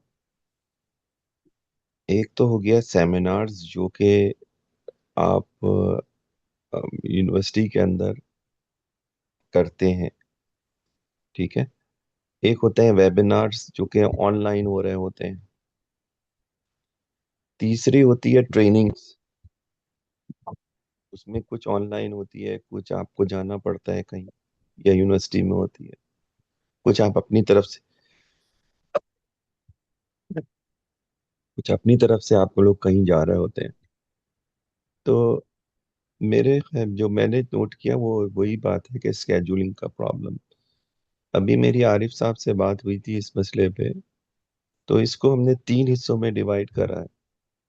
और उसमें पहला हिस्सा जो है, गपशप का हिस्सा जो है, वो उसको हमने अहमद सफ़ी साहब के हवाले किया है कि वो उसका पूरा कैलेंडर बनाएंगे हर महीने का और डेट का। वो एक वाही चीज़ है जो कि हर महीने हुआ करेगी। उसके बाद दूसरी चीज़ जो है वो जो लाइव सेमिनार्स हैं, वो सॉरी सेमिनार्स हैं जो कि ग्लोबल लर्निंग सेंटर में हुआ करेंगे। उसके लिए जो इंचार्ज है वो है फर्रुख जमाल साहब, ठीक है। अच्छा, फर्रुख जमाल साहब ने फरवरी और मार्च के अंदर पूरी लिस्ट दी थी कि ये स्पीकर्स हैं और उन स्पीकर्स का ये टॉपिक होगा। अब ये काम इवेंट मैनेजमेंट वालों का है कि वो इसको स्केड्यूल करें डेट्स के लिहाज से, और एक्श्योर करें कि वहाँ पे ऑडियंस हो। और ये जो ऑडियंस हम ग्लोबल लर्निंग सेंटर में लाना चाह रहे हैं, सिर्फ और सिर्फ एनईडी स्कॉलर्स की ना हो, बल्कि इसमें यूनिवर्सिटी के प्रोफेसर्स भी शामिल हों और दूसरे यूनिवर्सिटी के स्टूडेंट्स भी शामिल हो जिनका इंटरेस्ट हो। तो इसमें आप लोगों को इस काम के लिए यकीनी तौर पे कोलैबोरेटिव अंदाज में दूसरे ग्रुप्स के साथ काम करना होगा। मिसाल के तौर पे ग्राफिक्स वाले उसकी उसकी प्रमोशन के लिए क्रिएशन करेंगे कुछ, उन क्रिएशंस को आप मीडिया के थ्रू, मीडिया ग्रुप के थ्रू एडवर्टाइज करेंगे और मार्केट करेंगे, ठीक है। अब आपके पास रह गया कि इवेंट के दौरान आपको क्या करना है। तो जो लाइव इवेंट्स हैं इनमें सबसे बड़ा प्रॉब्लम जो मैंने देखा है, वो देखा ये है कि ऑडियो सही नहीं होती। मैंने कई दफ़ा कोशिश करी है कि अ, तारिक जमील के साथ मिलके उसको सही करने की कोशिश करूं। इसमें टाइम लगता है, इसलिए कि आप यहाँ से बैठ के किसी को समझा रहे हैं और हमारे पास वो यहाँ पे हमारे पास वो कभी कभार ये भी नहीं होता कि हम इक्विपमेंट सही तरह से देख पाएं जो वहाँ पे लगा हुआ है। फिर दूसरा ये होता है कि क्योंकि आप स्टूडेंट्स हैं और वहाँ पे जो काम कर जो आपके जो यूनिवर्सिटी के जो स्टाफ मेंबर्स हैं, उनके दरमियान में भी एक रिफ्ट होती है। उस रिफ्ट की वजह से कभी कभार ऐसा होता है कि हम अगर कुछ कह रहे होते हैं तो वो ये समझते हैं कभी कभार कि भाई कोई चीज़ खराब ना हो जाए। तो खराब हो जाएगा तो कोई बात नहीं, कहीं ना कहीं सही हो जाएगा वो। तो एक तो काम ये होना चाहिए कि स्केड्यूलिंग के लिए हमने ये जो बताया ना आपको, ये गपशप के लिए अहमद सफ़ी साहब जो ग्लोबल लर्निंग सेंटर वाला का वो है, उसके लिए हमारे पास है ये फर्रुख जमाल साहब। इसके अलावा हमारे पास एक बहुत अल्लाह ताला का बहुत करम है हम पे कि हमारा एक क्लास फेलो है डॉक्टर सलीमुद्दीन जहीर। ये अच्छी तरह से लिख लें कहीं नाम, और जब अगर आपने से जो भी आरिफ साहब से मिले तो उनसे ज़रूर पूछें इनके बारे में। सलीमुद्दीन जहीर साहब जो हैं वो, जो आप लोगों का पाकिस्तान की, वो पिछले यूं समझ लें कि पिछले 30 साल से हमने उनको देखा नहीं था, 35 साल बल्कि कहूँगा। और उसकी वजह ये थी कि वो जिस प्रोजेक्ट पे काम कर रहे थे पाकिस्तान के लिए, तो उनको उनको इजाज़त नहीं थी कि वो किसी और से मिल सकें अपनी फैमिली के अलावा। तो उन्होंने अपने रिटायरमेंट के बाद जब हमको दोबारा ज्वाइन किया है, तो he is the one who have multiple तमगा, पता नहीं कौन कौन से रिसालत या इस तरह की चीज़ें जो होती हैं आप लोगों के जो होती हैं, वो रेसिपिएंट्स हैं उसके। On top of it, he is one of those people who have played a vital role in ये जो आपके मिसाइल्स वगैरह के प्रोग्राम्स हैं उसके अंदर। And he is now going to be spending some time with us, and he's willing to work on things. अभी हमने सोचा नहीं है कि उनको किस तरह से यूटिलाइज करेंगे, और मेरी एक ही दफ़ा बात हुई है सलीम से, तो मैं खुद भी अभी पूरी तरह से उसमें नहीं हूँ कि what he really wants to do। लेकिन एक बात बड़ी कंफर्म है कि he does want to impart that knowledge that he has gained to others। तो ये जो होगी, ये टॉक जो होंगी, ये बहुत ही प्रोफेशनल और टेक्निकल होंगी। ये ऐसी टॉक्स नहीं होंगी जो कि एक तरह से आप कहते हैं ना कि एक आपको एक रफ आइडिया देने के लिए हो किसी चीज के। ये बहुत ही इन डेप्थ होंगी। तो इसके लिए आप इसके लिए आप लोग एक अलग से एक, मैं कहूँगा इवेंट मैनेजमेंट वाले, मैं उनका आप लोग उनका रेज्यूमे वगैरह भेज दूंगा। उसके लिहाज से आप लोग बात करें प्रोफेसर्स वगैरह से वहाँ पे एनईडी के अंदर, कि अगर वो किसी पर्टिकुलर टॉपिक पे उनसे बात करना चाहें तो हम उसको इस्लामाबाद से इनवाइट कर सकते हैं कराची उस टॉक के लिए। और ये these can be multiple talks, not for one time, may be multiple. तो ये 3 चीजें तो मैंने आपको ये बता दी। उसके अलावा जो चौथी चीज होती है इवेंट के अंदर, वो कभी कभी वो जो हमारे अपने इवेंट्स होते हैं, हमारे अपने इवेंट्स में जो मेजर इवेंट्स होते हैं दो, तो मुझे समझ में आता है। एक ईएमयू इन्वेंट वाला जो होता है वो, दूसरा जो होता है बहुत बड़ वो होता है लैपटॉप डिस्ट्रीब्यूशन का। हम कभी भी उसको स्कॉलरशिप की डिस्ट्रीब्यूशन को हम एक बहुत बड़ा इवेंट नहीं बनाते। वो प्राइवेट इवेंट है, वो अपने तौर पे आप जाएं और टिकट चेक ले लें। और लैपटॉप भी हमने गलती से ये एक इवेंट बन गया है, वरना हम इसको भी छुपा के ही देना चाह रहे थे, लेकिन अब ये एक बन गया है तो अब हमको करना पड़ जाता है हर साल। अ, तो इसमें ये तो आपके परमानेंट इवेंट हो गए। तो अब आपको ये मालूम है कि ये इवेंट तो होने ही होने हैं। इसके अलावा अगर कोई लोग आते हैं पाकिस्तान, उसके लिए हमारे पास ज्यादातर जो होता है ना, वो फौरन ही हमको एक एक इवेंट रखना पड़ता है उनके लिए, जो खास तौर पे पाकिस्तान आते हैं। आखिर तो एक यही वो चीज होती है जो कि आपको बहुत ज्यादा लगती है। तो अब रह गई बात कि जो इन बिटवीन आप किस तरह फिल करेंगे अपने। तो ये आप लोगों का काम है कि आप बताएं हमें, स्टूडेंट से पूछ के, कि वो किस तरह का इवेंट देखना चाहते हैं। कई दफा मुझे लोगों ने कहा है कि हमारे सारे इवेंट जो होते हैं वो वो सिर्फ पढ़ाई और एजुकेशन के बारे में होते हैं। तो मेरा उनसे जो ये होता है कि ठीक है, मैं कोशिश करता हूँ कि ये हमेशा इस तरह ही रहे। अगर किसी को गाने बजाने वाली चीजों में जाना है तो ठीक है, आप बताएं कोई सा प्रोग्राम अगर हो रहा है और आप लोग जाना चाहते हैं और वहाँ पे वो पेड प्रोग्राम है, ठीक है, हम आपको पे करते हैं, आप जाके वहाँ पे देख लें। लेकिन ये जरूरी नहीं है कि हम भी वो वाला प्रोग्राम करवाएं, इसलिए कि वो प्रोग्राम ऑलमोस्ट सभी लोग करा ही लेते हैं। हम अपने आप को इस तरह से डिफरेंशिएट करते हैं दूसरों से। अ, तो मैंने जो बात करने की कोशिश करी है वो ये बताने की कोशिश करी है कि गपशप का एक बंदा मौजूद है आपको, जो आपके साथ हेल्प करेगा। ग्लोबल लर्निंग सेंटर का एक बंदा मौजूद है जो आपके साथ हेल्प करेगा, जो आपके अपने तौर पे आप स्टूडेंट से सर्वे करें कि वो किस तरह के सेमिनार्स चाहते हैं। देखिए, याद रखें, वेबिनार्स और सेमिनार्स और ट्रेनिंग में बहुत जमीन और आसमान का फर्क है। ये जो चीजें होती हैं ये बहुत ही, सेमिनार्स वगैरह जो होते हैं ना, उनमें ज्यादातर टॉक जो होती है बड़ी सिंपल और सबके लिए होती है।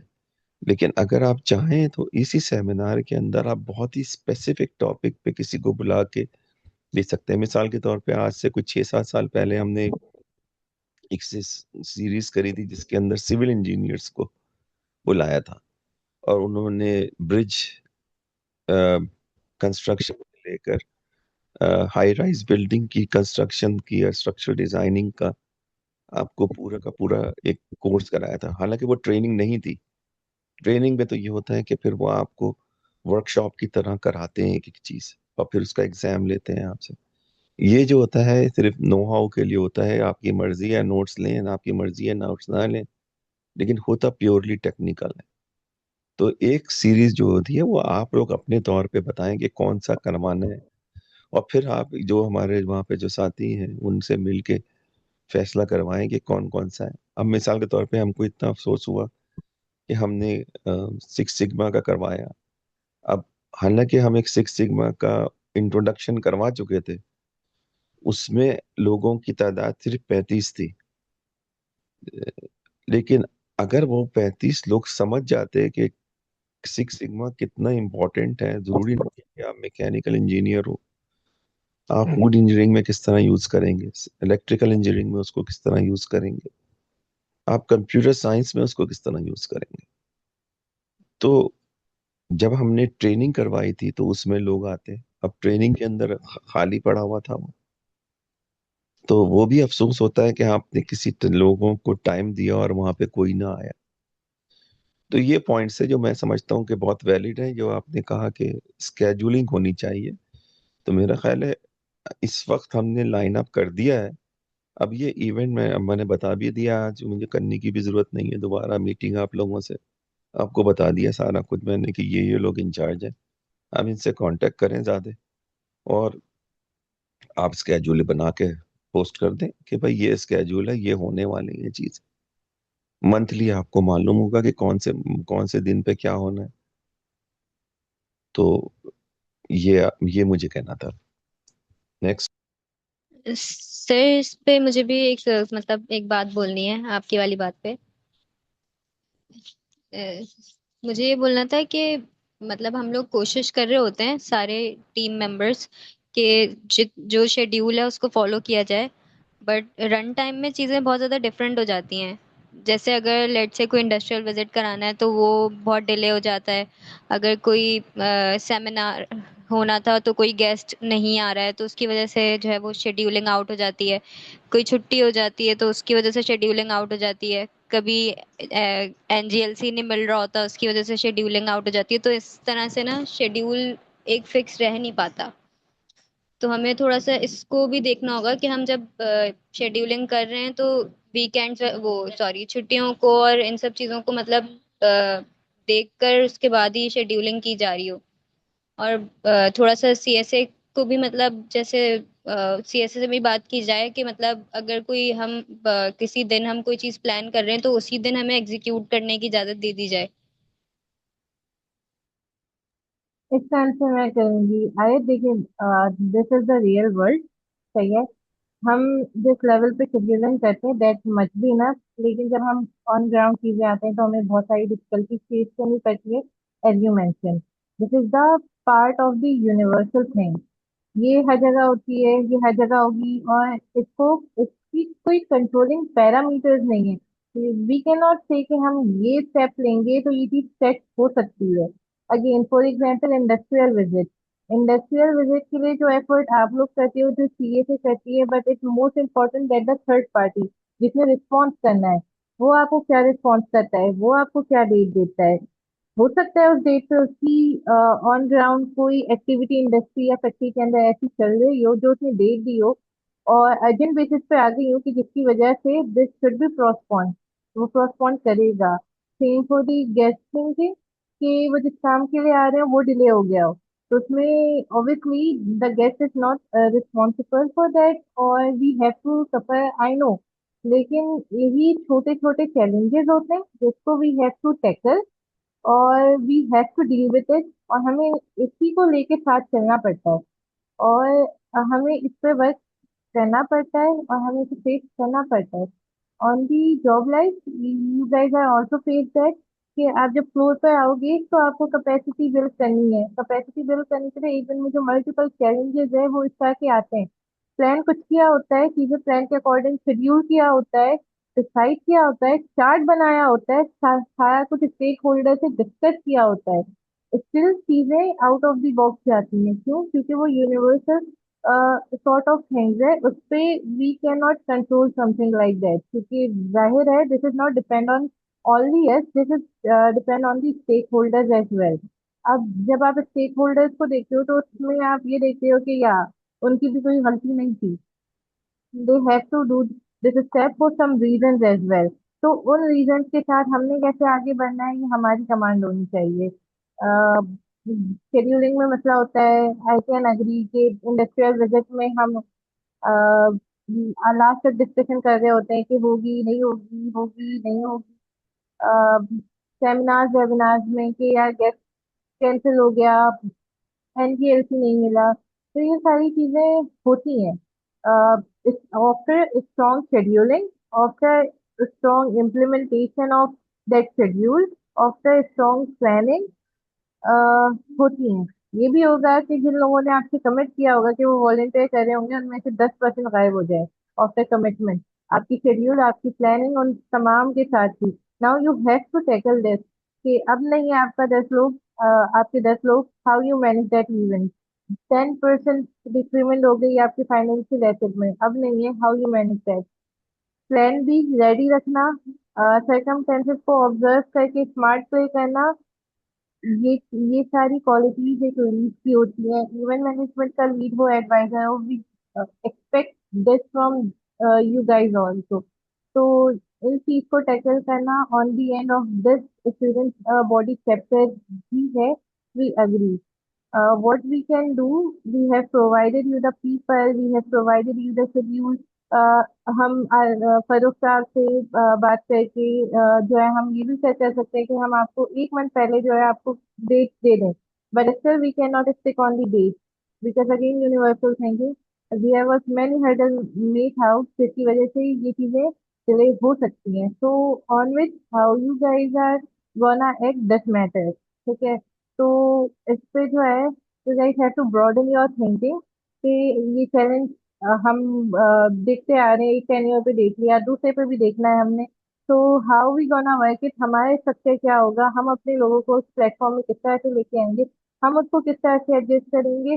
This enhance your skill set, तो इसकी तरफ जाओ रेदर देन कि हर क्योंकि हम एक बहुत ही, मुझे लगता है कि अगर मैं अपना टेन्योर देखूँ और मोहित का टेन्योर देखूँ, काफी वेल स्ट्रक्चर हो चुका है अब। काफी हम स्ट्रक्चराइज चीजों की तरफ आ चुके हैं और काफी हम स्ट्रक्चराइज चीजें कर रहे हैं और एक स्ट्रक्चर फॉर्म में, एक ऑर्गेनाइजेशनल फॉर्म में वर्क कर रहे हैं। बट स्टिल दीज आर छोटे छोटे से challenges which we have been facing because हमारी हमारी कमांड वैसी नहीं है being a leader. Even my, आपकी कमांड ऐसी नहीं है being a student body chapter कि हम इसको किस तरह से टैकल कर रहे हैं। और फिर we are talking about this and that, तो दिस शुड बी कि हमें अपनी स्किल सेट कितनी एनहेंस करनी है because it was a huge huge level of think हमारे पास अब दो एडवाइजर्स हैं पाकिस्तान बोर्ड से, जो कि दो इवेंट को जो कि हमें खुद करना चाहिए था इनिशियली। वी बिलीव दैट गपशप and these all are should be manage by us, लेकिन स्टिल कि हम अपने मेंटोर्स को परेशान कर रहे हैं एंड दे आर एग्री कि वो हमें टाइम देंगे। तो यहाँ पर जो मेजर लॉस मुझे नजर आ रहा है, even though after the discussion, वो हमारी स्किल सेट का है, हमारी थिंकिंग का है, हमारी कैपेबिलिटीज का है। We have to enhance it, we have to work our own self as well. ठीक है, लीड के लिए भी, को लीड के लिए भी। So this is all from my side. इस पे अगर किसी को कोई पॉइंट है, कोई पॉइंट ऑफ कॉन्फ्लिक्ट है, तो या you guys can discuss with me here as well.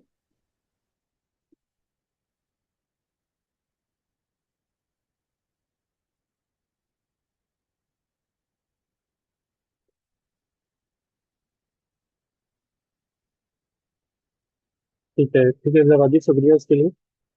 आयत कुछ कहना है, कोई कमेंट? नहीं नहीं, आप लोग कंटिन्यू करें। I agree with her. Okay okay.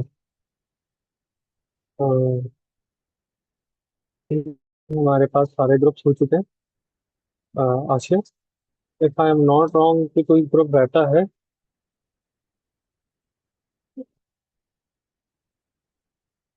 मतलब एक मेंबर नहीं नहीं, और मेरी तरफ से मेडिकल तो है बस। ग्रुप नहीं आया। मेडिकल ग्रुप और हाँ सर।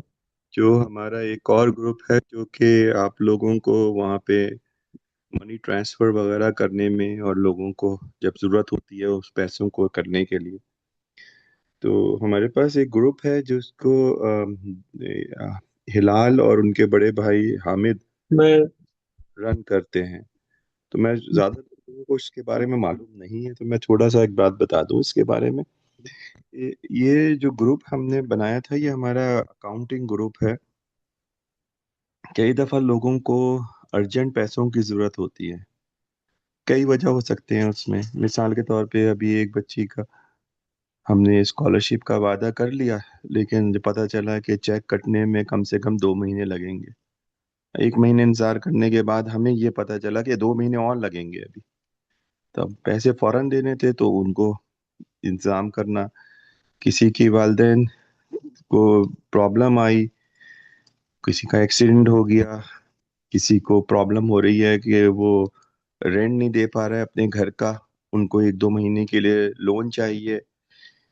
ये जो तमाम बातें होती हैं जो कि इमरजेंसी बेसिस के ऊपर करनी पड़ जाती हैं, तो इसमें हमको पैसे वहाँ पे कैश में रखना पड़ते हैं। अब कोई भी पाकिस्तान में आपसे ज़्यादा कौन जानता होगा कि अस्पताल बगैर पैसों के एंटर नहीं होने देते।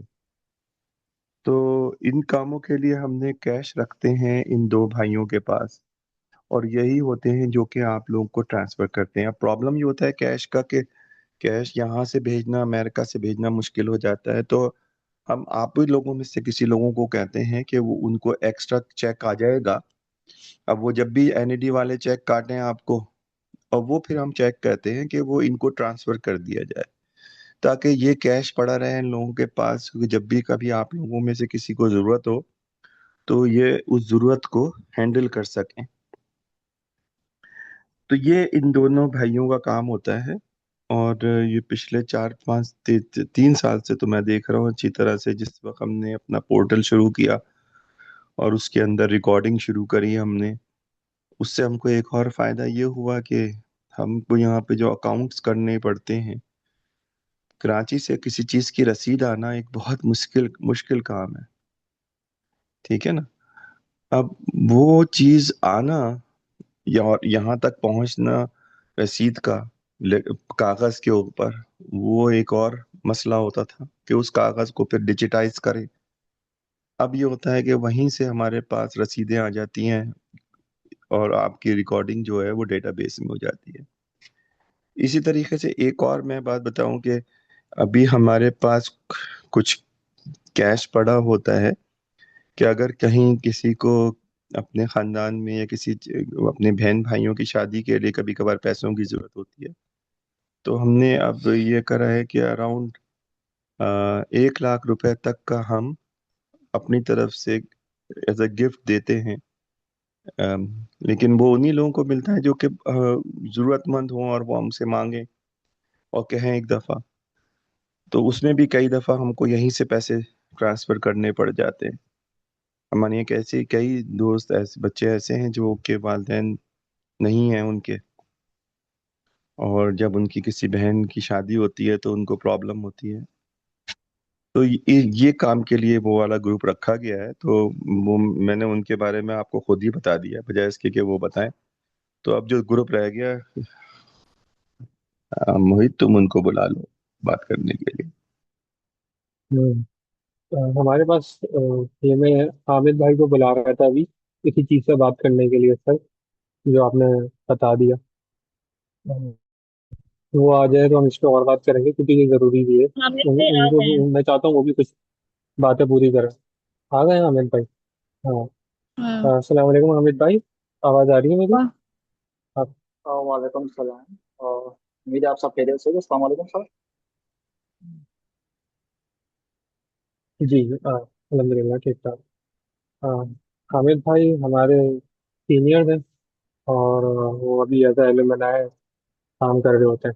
तो मैं चाहूँगा हामिद भाई आप थोड़ा अपने बारे में बताएं कि आप ग्रेजुएशन के बाद भी एनएडी स्कॉलर में कितना कंट्रीब्यूट कर रहे हैं, एक पहली बात ये। और दूसरा कि आपको एलुमनाई बनने के बाद क्या फेज आई मुश्किलात एनडी स्कॉलर्स के स्टूडेंट बॉडी के साथ इंगेज रहने में, कि लगता है कि ये बेहतर होना चाहिए, और इस पे बात करिएगा।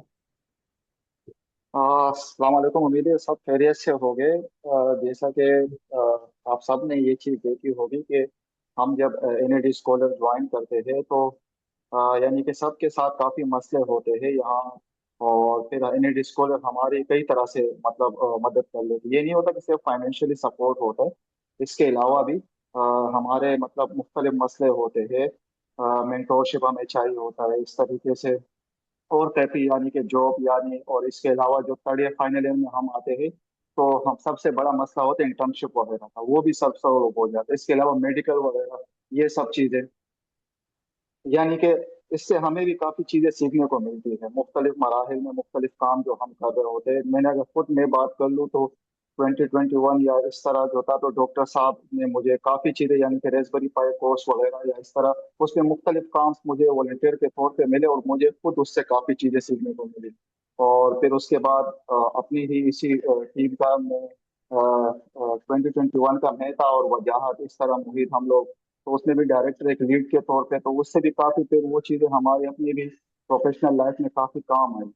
और अब भी जो है हम जो ये काम कर रहे हैं स्टूडेंट बॉडी वगैरह, तो इसमें भी काफ़ी चीज़ें सीखने को मिला। अब ऐसा मैं फाइनेंस का जो है काम कर रहा हूँ वॉलंटियर यानी कि उसमें भी डॉक्टर साहब ने मुझे जो मुख्तलिफ स्टूडेंट्स के जो टेस्ट होते हैं वो मैं रिसीव कर लेता हूँ, मेरे पास उसकी पूरी टोटलिंग वगैरह होती है, तो वो फिर उसकी डिस्ट्रीब्यूशन वगैरह, तो उस सब में भी काफ़ी चीज़ें सीखने को मिलती है। और उसमें ये होता है कि जिस तरह डॉक्टर साहब ने तो फिर माता ये अभी हेड ज्वाइन किया, जैसा कहा कि उसमें इस तरह होता है किसी स्टूडेंट को मिसाल के तौर पे एमएस का स्टूडेंट हो जिसका फीस वगैरह जो है वो एक डेट इस तरीके से आ जाता है कि उसको अर्जेंट बेस पे चाहिए होती है, उसको अपनी फीस वगैरह पे करनी होती है, तो इसी अमाउंट से हम लोग कर रहे होते हैं। इसी दौरान किसी को लैपटॉप वगैरह की जरूरत हो गई या कोई इस तरीके से मेडिकल अर्जेंट बेस पे, तो इसी अमाउंट से हो रहा होता है। लेकिन उसमें एक चीज, आप लोग अभी नए स्टूडेंट है, ये मैंने मोहित को भी बताया था वहाँ मीटिंग में भी जो हमारे स्टूडेंट थे, एक चीज जो है वो हमें फेस करना पड़ता है कि स्टूडेंट जिस टाइम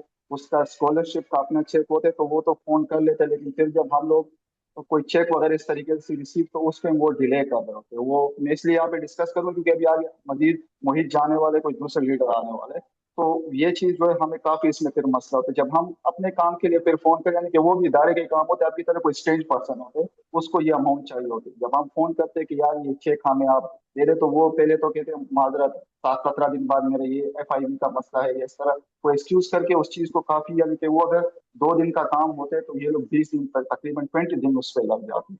वही सिर्फ चेक रिसीव करना होता है, उसकी अमाउंट सेंड करनी होती है। ये तो एक मतलब इस तरीके से मसले आ रहे होते काफी। तो ये शुरू मैंने मुझे तो कहा था जब भी इस तरह मीटिंग को हम सारे गैदर हो तो मुझे बुलाना, ताकि मैं ये चीज डिस्कस कर लूँ कि ये मतलब आपको पता है कि ये आगे किसी और के लिए हेल्प के लिए अमाउंट चाहिए होती है और उसको अर्जेंट बेस पे पहुंचानी होती है।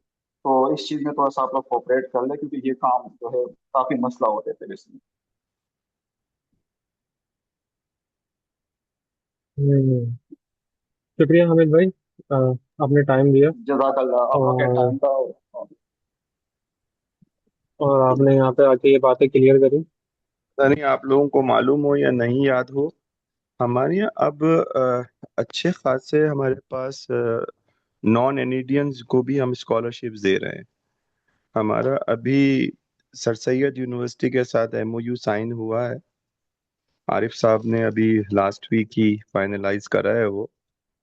और हम सर सैयद को इस वक्त हमारे पास सर सैयद के स्टूडेंट्स हैं। डाउ मेडिकल यूनिवर्सिटी जो है आपकी, उसके स्टूडेंट्स हैं हमारे पास। इकरा का है एक बच्चा। इसी तरह इस्लामाबाद से हमारे पास नमल का है। नस्ट का है एक स्टूडेंट हमारे पास पाकिस्तान वहाँ से। और कॉमकास्ट कोई नाम है जगह, कोई कॉमकास्ट ऐसी कुछ है यूनिवर्सिटी वहाँ की इस्लामाबाद की, कम उसका एक बस कम से हाँ उसका एक स्टूडेंट है। और तो मैं कोशिश करूंगा कि अगले साल से ना उनको भी मेन ग्रुप में डाला जाए, ताकि वो भी पार्टिसिपेट कर सकें हम लोगों की एक्टिविटीज के अंदर। और उनका भी पता चल सके कि वो लोग क्या कर रहे हैं और किस तरह से वो लोग पार्टिसिपेट करके इसी काम को आगे बढ़ा सकते हैं। आगे चलें आप, वो मेडिकल ग्रुप को जरूर बुला लेना। अच्छा सर, मुझे एक सवाल था कि लैपटॉप जिन ग्रुप को मिलता है, जिन स्टूडेंट्स को, वो भी मेन ग्रुप में आते हैं या नहीं आते? नहीं अभी तक तो नहीं नहीं आप आया। नहीं आते। सही तो उनको आना चाहिए। आना चाहिए मेरे ख्याल से। अ, हमारा एक इसमें ना रिसोर्स है उनके पास। बिल्कुल सही बोल रहे हैं। इसमें ना तेलुगु। थोड़ा सा बाइसनेस है लैपटॉप वाले ग्रुप में कि होता ये है कि कुछ बच्चे होते हैं ग्रुप के अंदर, मेन ग्रुप में और कुछ नहीं होते। इसकी वजह ये भी होती है कि सिर्फ उन्हें लैपटॉप दिया हुआ है। तो मेरा यहाँ का ख्याल है सर, अगर मैं गलत हूँ तो मुझे सही करिएगा इस बात पर, कि हम उनसे ज्यादा काम नहीं लेते और ना उनसे एक्सपेक्टेशन रखते हैं इन चीजों को इन लेके कि वो काम करें ना करें। तो जब भी रुझान ही नहीं होता। और रियलिटी ये है कि हम उनमें से बहुत सारे कुछ जानते भी नहीं है। और इसकी एक वजह ये भी होती है कि लैपटॉप रिफंड करने में भी मसला आता है कि हम उन्हें जानते नहीं है। तो कनेक्शन भी नहीं होता उनसे इतना बिल्ड। तो मेरा ये ख्याल है कि जब अगला टर्न ऑन शुरू हो तो जो बच्चे हैं ना, जिन्हें स्कॉलरशिप नहीं मिली लेकिन लैपटॉप मिला, तो वो इंगेज रहे हमारे साथ full time. Full time in sense कि वो हमारी ग्रुप्स के अंदर इन्वॉल्व हो, उन्हें पता हो कि क्या हो रहा है, भले वो कम टाइम में। ठीक। यस, मेरा ख्याल है कि उनको भी लाइक मेन ग्रुप में ऐड होना चाहिए, क्योंकि एक बच्चा है हसनैन, जिससे मैंने सर आरिफ को भी मंगवाया था स्पेशली। उसकी काफ़ी एक्सपीरियंस है इवेंट मैनेजमेंट के रिलेटेड भी, और वो एक्स कॉम मेंबर भी रह चुका है दूसरी सोसाइटी का, तो वो हमें काफ़ी हेल्प कर सकता है। उसकी फोटोग्राफी काफ़ी अच्छी है। तो वो लैपटॉप में, और इसने मुझसे 2-3 दफ़ा कहा भी था, बट लाइक ऐड नहीं हो सका। तो आई वुड रिक्वेस्ट कि जो लैपटॉप के मेंबर्स हैं वो ऐड कर दें मेन ग्रुप। हाँ, ये लिस्ट ना, अच्छा बल्कि आपने आज से मुझे भेजा हुआ है लिस्ट, जहाँ तक मुझे याद पड़ रहा है। इस साल वाले टेनोर के जो बच्चे हैं उनको ऐड करना है मेन ग्रुप में, ठीक है। मैं कर देता हूँ ऐड मेन ग्रुप पे। हमारे पास थोड़ा टाइम का इशू है, 9 बजे एक और सेशन है। तो अब हम थोड़ा समराइजेशन की तरफ जाएंगे कि समराइज कर लें इवेंट को। अ, मैं अब ये चाहूंगा कि मेडिकल टीम का सब वेट कर रहे हैं। आसिया मेडिकल टीम में से आ गए अरहम और यस। सलमान भाई। यस। हाँ, तो अब हम मेडिकल टीम की तरफ चलते हैं। अरहम, सलाम अलैकुम। वालेकुम सलाम। हाँ जरा अरहम, आज हम ये बात कर रहे हैं कि एज अ ग्रुप वाइज आपसे ये सवाल है कि आपने हम्म। मेडिकल टीम में क्या चीज़ ऑब्जर्व किया, क्या एक्सपीरियंस करा, और आपको क्या लगता है कि इम्प्रूव करना चाहिए मेडिकल टीम को किस तरीके से और कहाँ पे, इस पे बात करें। अच्छा, अगर मैं मेडिकल टीम की स्पेसिफिकली बात करूं तो हाँ, कुछ चीज़ें हैं जो मैंने ऑब्जर्व की हैं, बट थोड़े से जो है ना हमारे पास लिमिटेशंस है। वो क्यों है? मेडिकल टीम की पहले हमने बनाई थी कि जो भी हमारे पास हॉस्टल के स्टूडेंट्स हैं, उनकी टेक केयर करने के लिए, उनको उनको अगर कभी कोई मसला होता है तो वो चीज़ें हम हैंडल करने के लिए, ठीक है।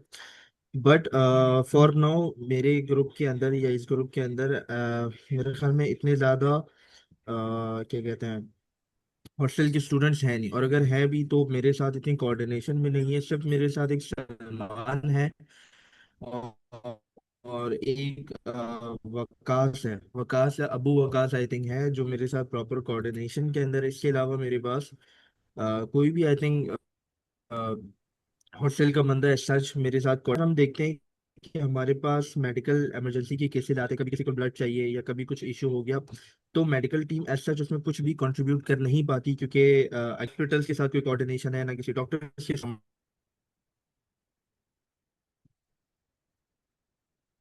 अतम आपकी आवाज़ चली गई है, नहीं आ रही।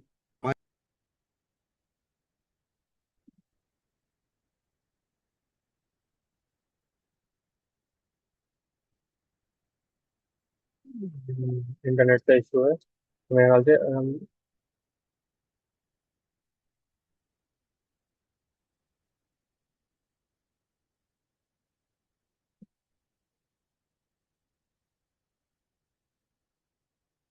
आसिया, अरम मीटिंग से लेफ्ट हो गए। जी अभी वापस आया। नेटवर्क अच्छा, इशू है शायद। सॉरी, जरा इंटरनेट इशू कर रहे हैं। अच्छा, तो जब मैंने सर से ये बात डिस्कस की थी तो सर ने मुझे कहा था कि हमारे लिए जो सबसे पहला गो टू पर्सन है वो लवीजा आप ही हैं, ठीक है। इसके अलावा हमारे पास ग्रुप के अंदर कोई मेडिकल का कोई भी स्पेशलिस्ट नहीं। आई थिंक एक आयशा कौसर नाम की कोई लड़की थी, बट उसको भी मतलब उसको भी हमने इतना इंगेज नहीं किया क्योंकि अभी हमारे पास कोई ऐसा टास्क नहीं है। तो ये एक इशू है मेडिकल टीम के अंदर ना, कि हमारे पास प्रॉपर कनेक्शंस, ये प्रॉपर टीम लैग कर रही है, जो कि किसी भी इमरजेंसी सिचुएशन के अंदर जिसको हम इस्तेमाल कर सकें सिचुएशंस को हैंडल करने के लिए। सो ये एक चीज़ है जो हमें इम्प्रूव करना है।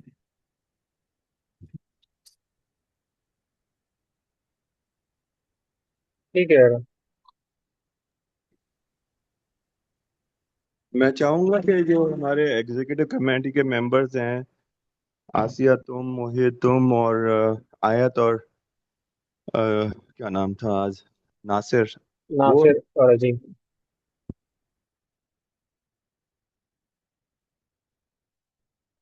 हाँ सर, हम आते हैं फिर, तो हम डिस्कस करते हैं इस बारे में।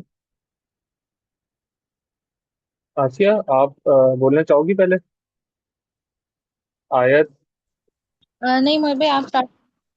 मैं हाँ ठीक है। आप। ठीक है, आयत है, ये चली गई है।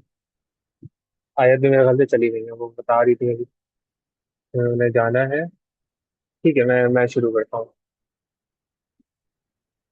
अच्छा, अ, बातें तो बहुत सारी हैं, जो मैं चाहूँगा करूँ, कोशिश करूँगा कि समराइज करूँ।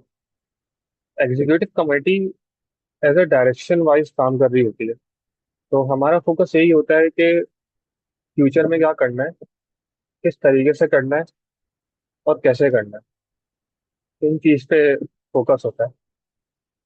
तो उसमें बहुत सारे फ्लॉज दिखे मुझे, जो मुझे लगता है कि अ, उसमें मेरी ही बहुत सारी गलती है।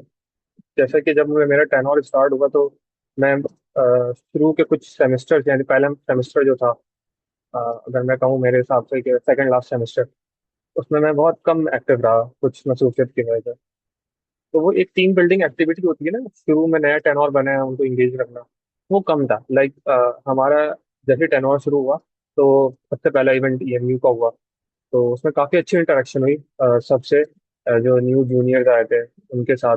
और जो सीनियर जा रहे थे उस टाइम पे उनसे, और उसी टाइम पे डायरेक्टर्स के साथ भी इंगेजमेंट काफ़ी बढ़ी हमारी, जो कि काफ़ी बेहतर हुआ। और काफ़ी चीज़ें चेंज भी हुई उसके अंदर। जैसे डायरेक्टर्स पहले इन्वॉल्व इतना नहीं होते थे। ज़्यादातर एलुमनाई में से doctor Suhail, Farooq Jamal sir, Arif sir, यही कुछ नाम और कुछ चेहरे होते थे सामने जो आते थे और हमसे बात करते थे। ऑन द अदर हैंड आप लोगों ने हमसे नॉर्मली इंटरव्यू सबने दिया है तो देखा होगा कि काफ़ी सारे डायरेक्टर्स हैं और मेंबर्स हैं जो एनडी स्कॉलर्स के अंदर लेके चलते हैं, लीड करते हैं एलुमनाई में।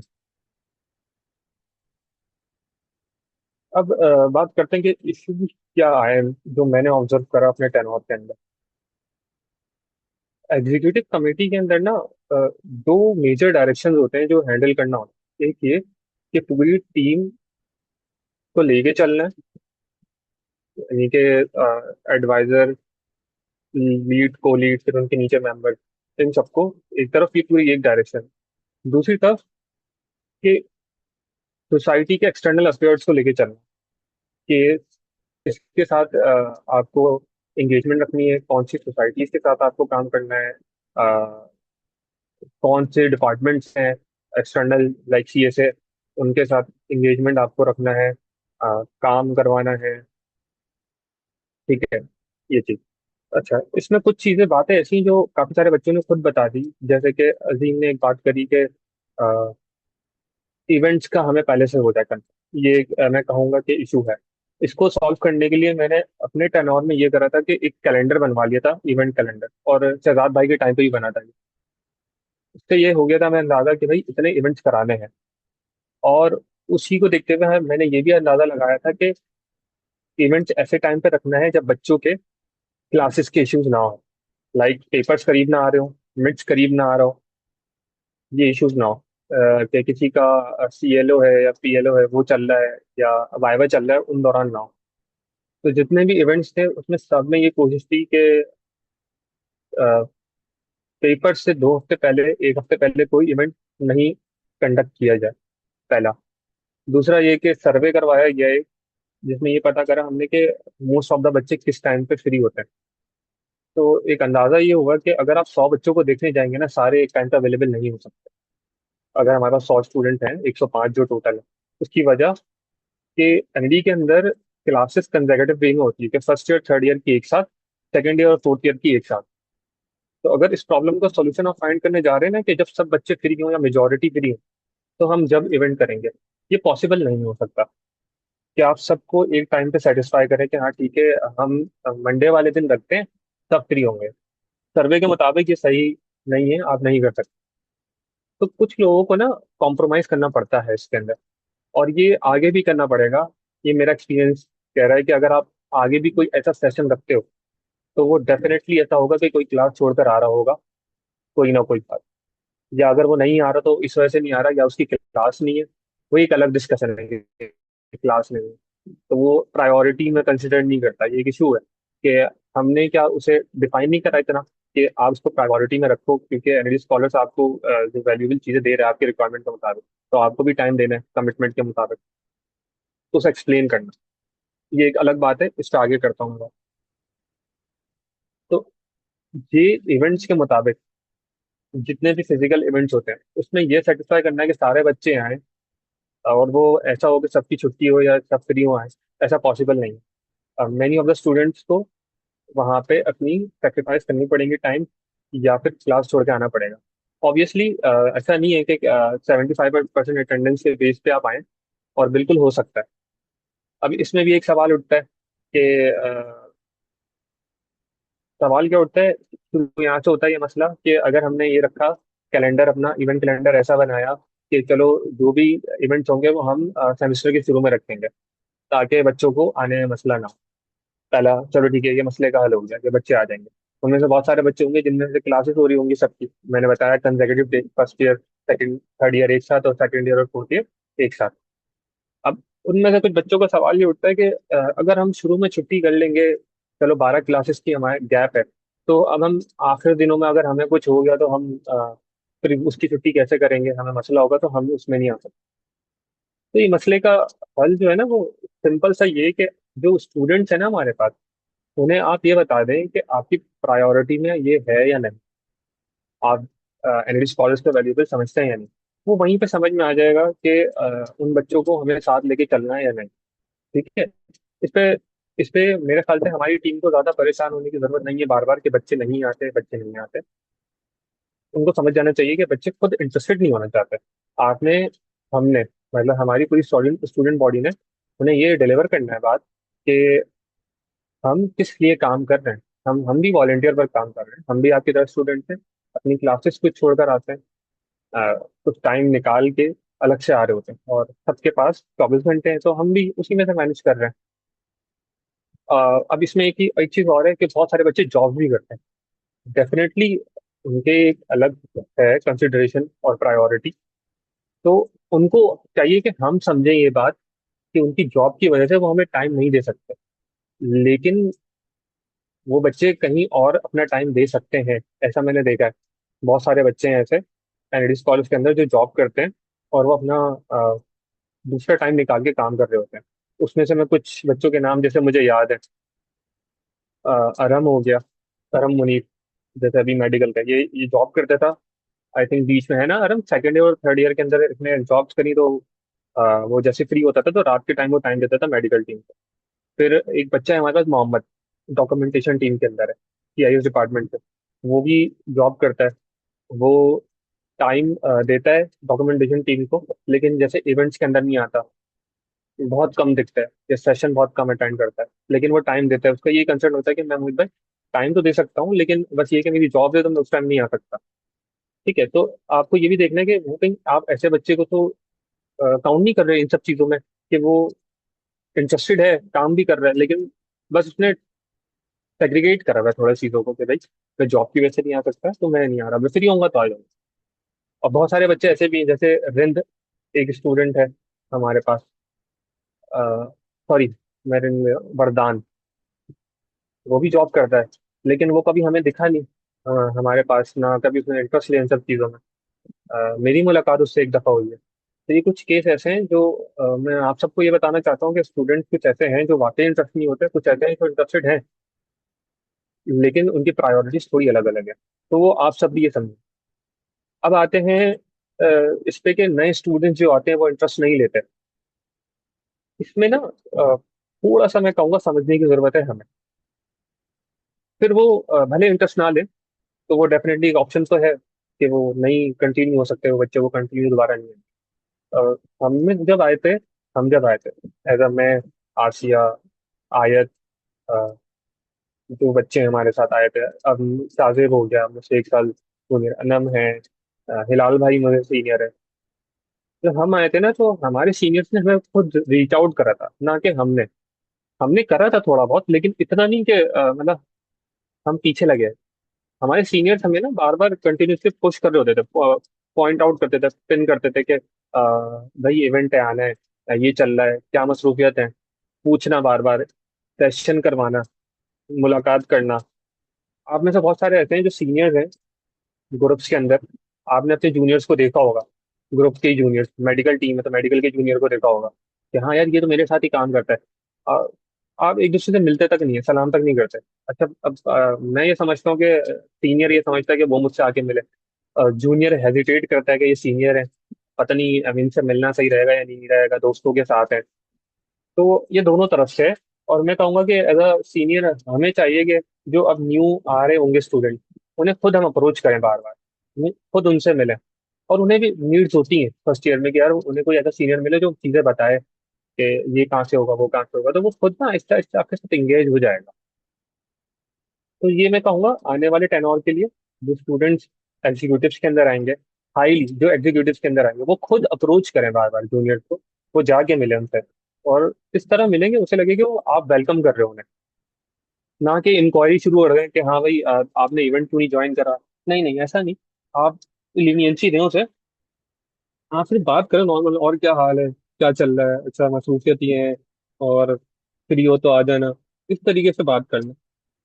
इससे क्या होगा कि जो एक इशू है ना हमारा कि बच्चे नहीं आते, वो इस बेस पे आएंगे कि आपने उन्हें अच्छे से इंटरटेन करा या अच्छे से आप मिले, आपका लहजा बहुत अच्छा था, तो वो इस बेस पे ना आपके पास आएगा, आपसे खुद भी आके फिर अप्रोच करेगा, मिलेगा।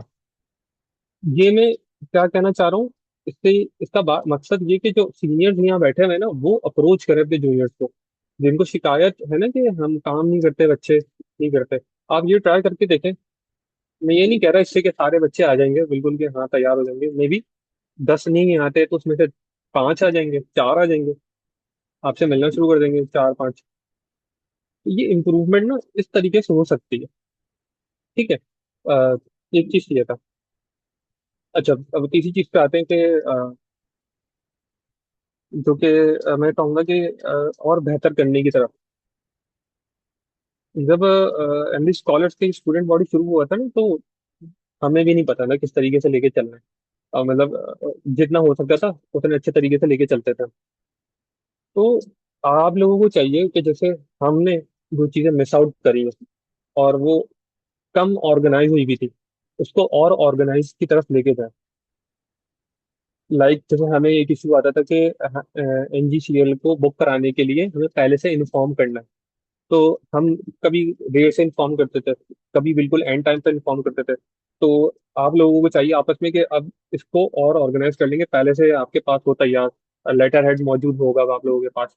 आपने पता है कि फावर साहब को अप्रोच करना है, उनको बताना है क्या क्या चीज़ें हमें ज़रूरत है वहाँ पे, क्या चीज़ों की ज़रूरत नहीं है, हमारी बाउंड्रीज क्या होंगी वहाँ पे, हमारा स्कोप क्या है वहाँ पे कि हम ऑर्गेनाइज कर रहे हैं इवेंट, तो हमें ये चीज़ें मौजूद होनी चाहिए। ठीक है, तो उसको और ऑर्गेनाइज करें।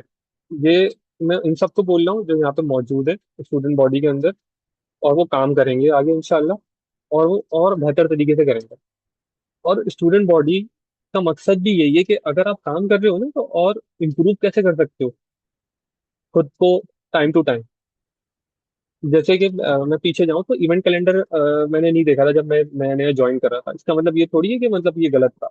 आपने एक गैप देखा कि ये एक इशू है कि इवेंट कैलेंडर होगा तो और बेहतर हो जाएगा, तो वो इवेंट कैलेंडर बनाना शुरू कर दिया हमने। ठीक है। तो आप लोगों ने टाइम टू टाइम खुद भी देखना है क्या चीज़ें बेहतर हो सकती है और उसको लेके चलना है। अच्छा, तो यहाँ तक बात हो गई जो मुझे करनी थी। और बात भी है जो कि प्रोजेक्ट्स के हवाले से है, ईएमयू इन्वेंट। और अ, एक और जो प्रोजेक्ट है जो मैं देख रहा होता था और अभी भी देख रहा हूँ, लेकिन बहुत कम टाइम देता हूँ, वोकेशनल ट्रेनिंग सेंटर। ये प्रोजेक्ट्स ऐसे हैं जिसमें ना आपको स्पेसिफिक अपनी फील्ड से रिलेटेड और इंटरपर्सनल स्किल्स आपकी इंप्रूव करने में बहुत हेल्प करता है। लेकिन ये ना इंडिविजुअल पे है, ये आपके खुद के ऊपर है कि आप कितना खुद इंटरेस्टेड हो इसमें। ईएमयू इवेंट के अंदर स्कूल्स को रीच आउट करना।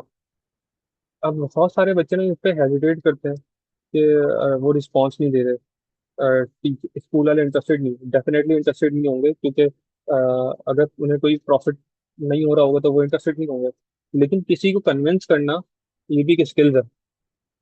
तो आप अगर इस पे आते हैं ना कि यार ये एक अच्छी चीज़ है ईएमयू इवेंट, तो आप उसको देखो किस तरीके से सामने वाले को कन्विंस कर सकते हो। ये ईएमयू इवेंट के अंदर बहुत बहुत अच्छे तरीके से आप खुद को इम्प्रूव कर सकते हो इंटरपर्सनल स्किल्स में। सिर्फ इस चीज़ पे कि रीच आउट करना, मैं उस पर डिटेल में नहीं जा रहा कि हम ईएमयू इवेंट में क्या कर रहे होते हैं, कैसे होता है।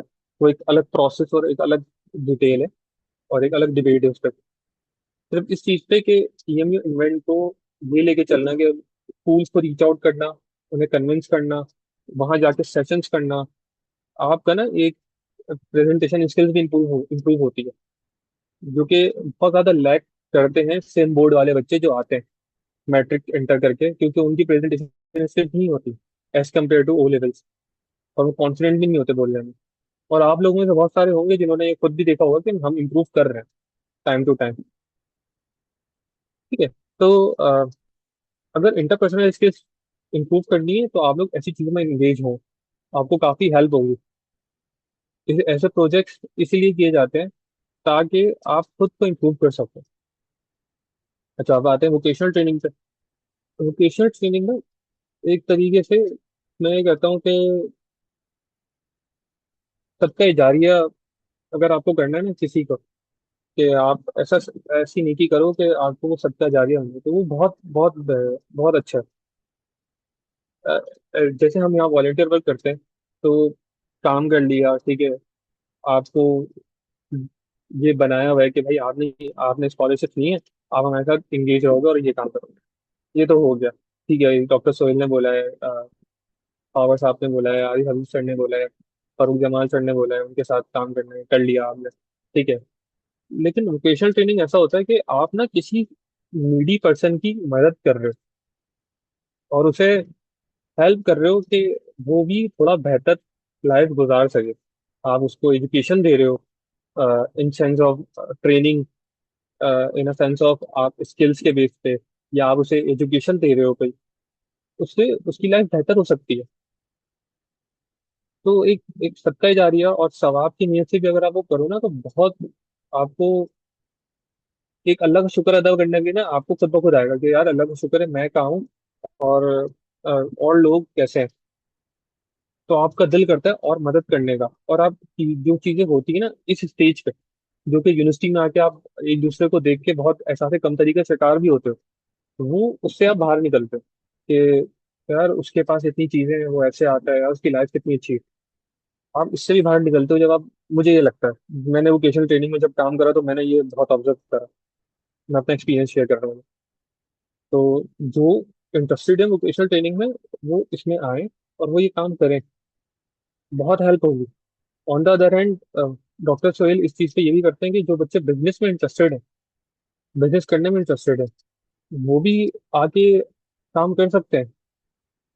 फेल होना वो एक अलग बात है, कोशिश करना वो भी एक बहुत बड़ी बात है कि आप कोशिश तो कर रहे हो एटलीस्ट। बाकी हो ना हो वो तो अल्लाह मालिक है, एटलीस्ट आप कोशिश तो करो। तो ये बातें थी जो मुझे लगा जरूरी है स्टूडेंट बॉडी से करना।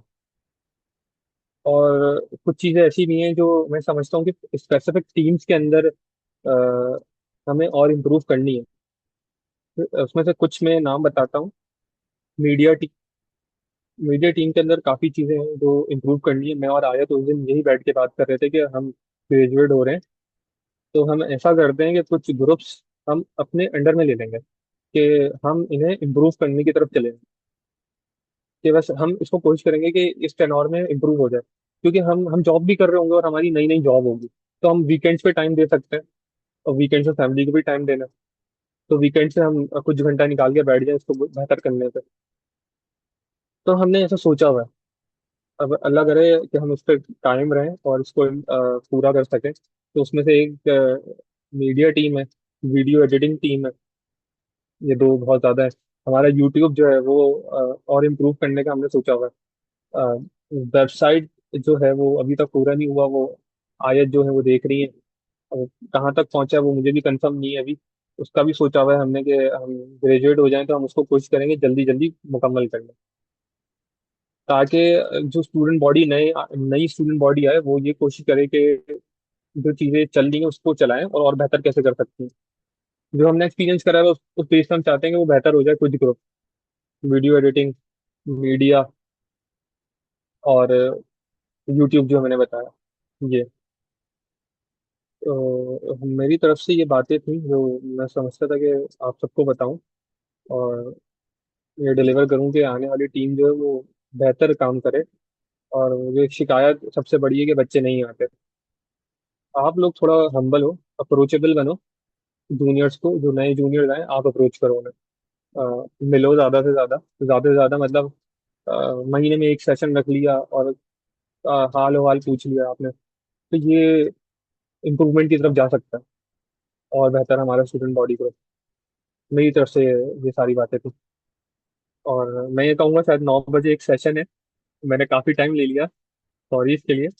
अ, तो आशा कुछ कहना है इस पर, या सर आप कुछ कहना चाहेंगे?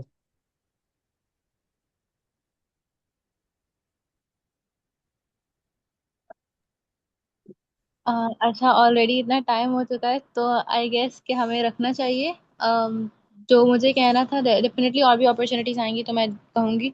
बस ये जो मोहित भाई आपने लास्ट में बात कही है ना कि अप्रोचेबल बने, तो डेफिनेटली मैं भी ये बिलीव रखती हूँ कि हम सीनियर्स को अप्रोचेबल बनना चाहिए। बिकॉज मुझे ऐसा लगता था कि जब मैं एनडीज फॉरेस्ट में शुरू शुरू में नई नई आई थी, तो मुझे बहुत ऑकवर्ड फील होता था किसी भी सीनियर को अप्रोच करने में, ऐसा होता था मेरे साथ। तो मैं कोशिश करती थी जब मैं सीनियर बनी तो मैं लोगों को अच्छे से वेलकम करूँ और उनको अच्छे से बताऊँ जो भी बताना है। तो इससे आप मतलब कुछ लोग समझते हैं कि आप लीडर हैं तो आपकी इस तरह से इज्जत नहीं होती, बट आई गेस इस तरह से ज़्यादा इज्जत होती है आपकी जब आप लोगों को अच्छे से वेलकम करते हैं और उनको हेल्प कर देते हैं। तो एक तो ये इज्जत भी होती है और दूसरी फिर वो आपको याद रखते हैं बाद में, और जब आपको ज़रूरत होती है उनकी तो वो फिर आपके साथ खड़े होते हैं। जैसे कि मुझे कुछ लोगों की ज़रूरत होती है कभी इमरजेंसी में, तो वो लोग फ़ौरन रिप्लाई करते हैं। तो ये एक अच्छी चीज़ है। बाकी बस यही कहना था, and I have learn so much from my seniors, Mohit भाई, नासिर भाई, आयत, एंड डेफिनेटली हिफ्जा बाजी, जुबैर भाई, और बहुत सारे सीनियर्स से मैंने बहुत कुछ सीखा है। So yes, thank you so much. एक एक और इम्पोर्टेंट बात मैं बोलना चाहूंगा, सिर्फ ये छोटी सी, कभी भी ना कंपेयर नहीं करना आप अपने ग्रुप्स के अंदर, किसी भी ग्रुप के अंदर किसी दूसरे मेंबर से, कि वो काम नहीं करता मैं इतना काम कर रही हूँ, ठीक है, या मैं काम कर रही हूँ और उसको काम नहीं देते, ठीक है। अगर ऐसा हो रहा है कि आप काम कर रहे हो और आपको अप्रिसिएशन नहीं मिली, तो डेफिनेटली उसके लिए तो मैं सॉरी बोलूंगा, कि अगर फिर वो लीडरशिप में फॉल्ट है, अगर ऐसा हो रहा है। लेकिन कंपेयर नहीं करना, ठीक है। आप यहाँ आ रहे हो खुद को सीखने के लिए, जितना काम करोगे ना लिटरली उतना सीखोगे, उतना सीखोगे, जितना काम करोगे उतना सीखोगे। और आप एट ए टाइम खुद को ना दूसरों से बेहतर पाओगे। लेकिन कंपेयर नहीं करना कभी भी, क्योंकि आप ना फिर नेगेटिविटी की तरफ चले जाते हो, और फिर ऑर्गेनाइजेशनल बिहेवियर में ये जो होता है ना नेगेटिविटी, आपको टॉक्सिक इन्वायरमेंट में ले जाता है, आहिस्ते आहिस्ते आहिस्ते करके। आपको पता भी नहीं चलता कि फिर आपका दिल भी नहीं कर रहा। तो इसको भी अवॉइड करना आप लोग। बस मेरे तरफ से ये लास्ट बात थी। शुक्रिया। यू ऑल बहुत बहुत अच्छा रहा आप लोगों का बातचीत का बिरादर और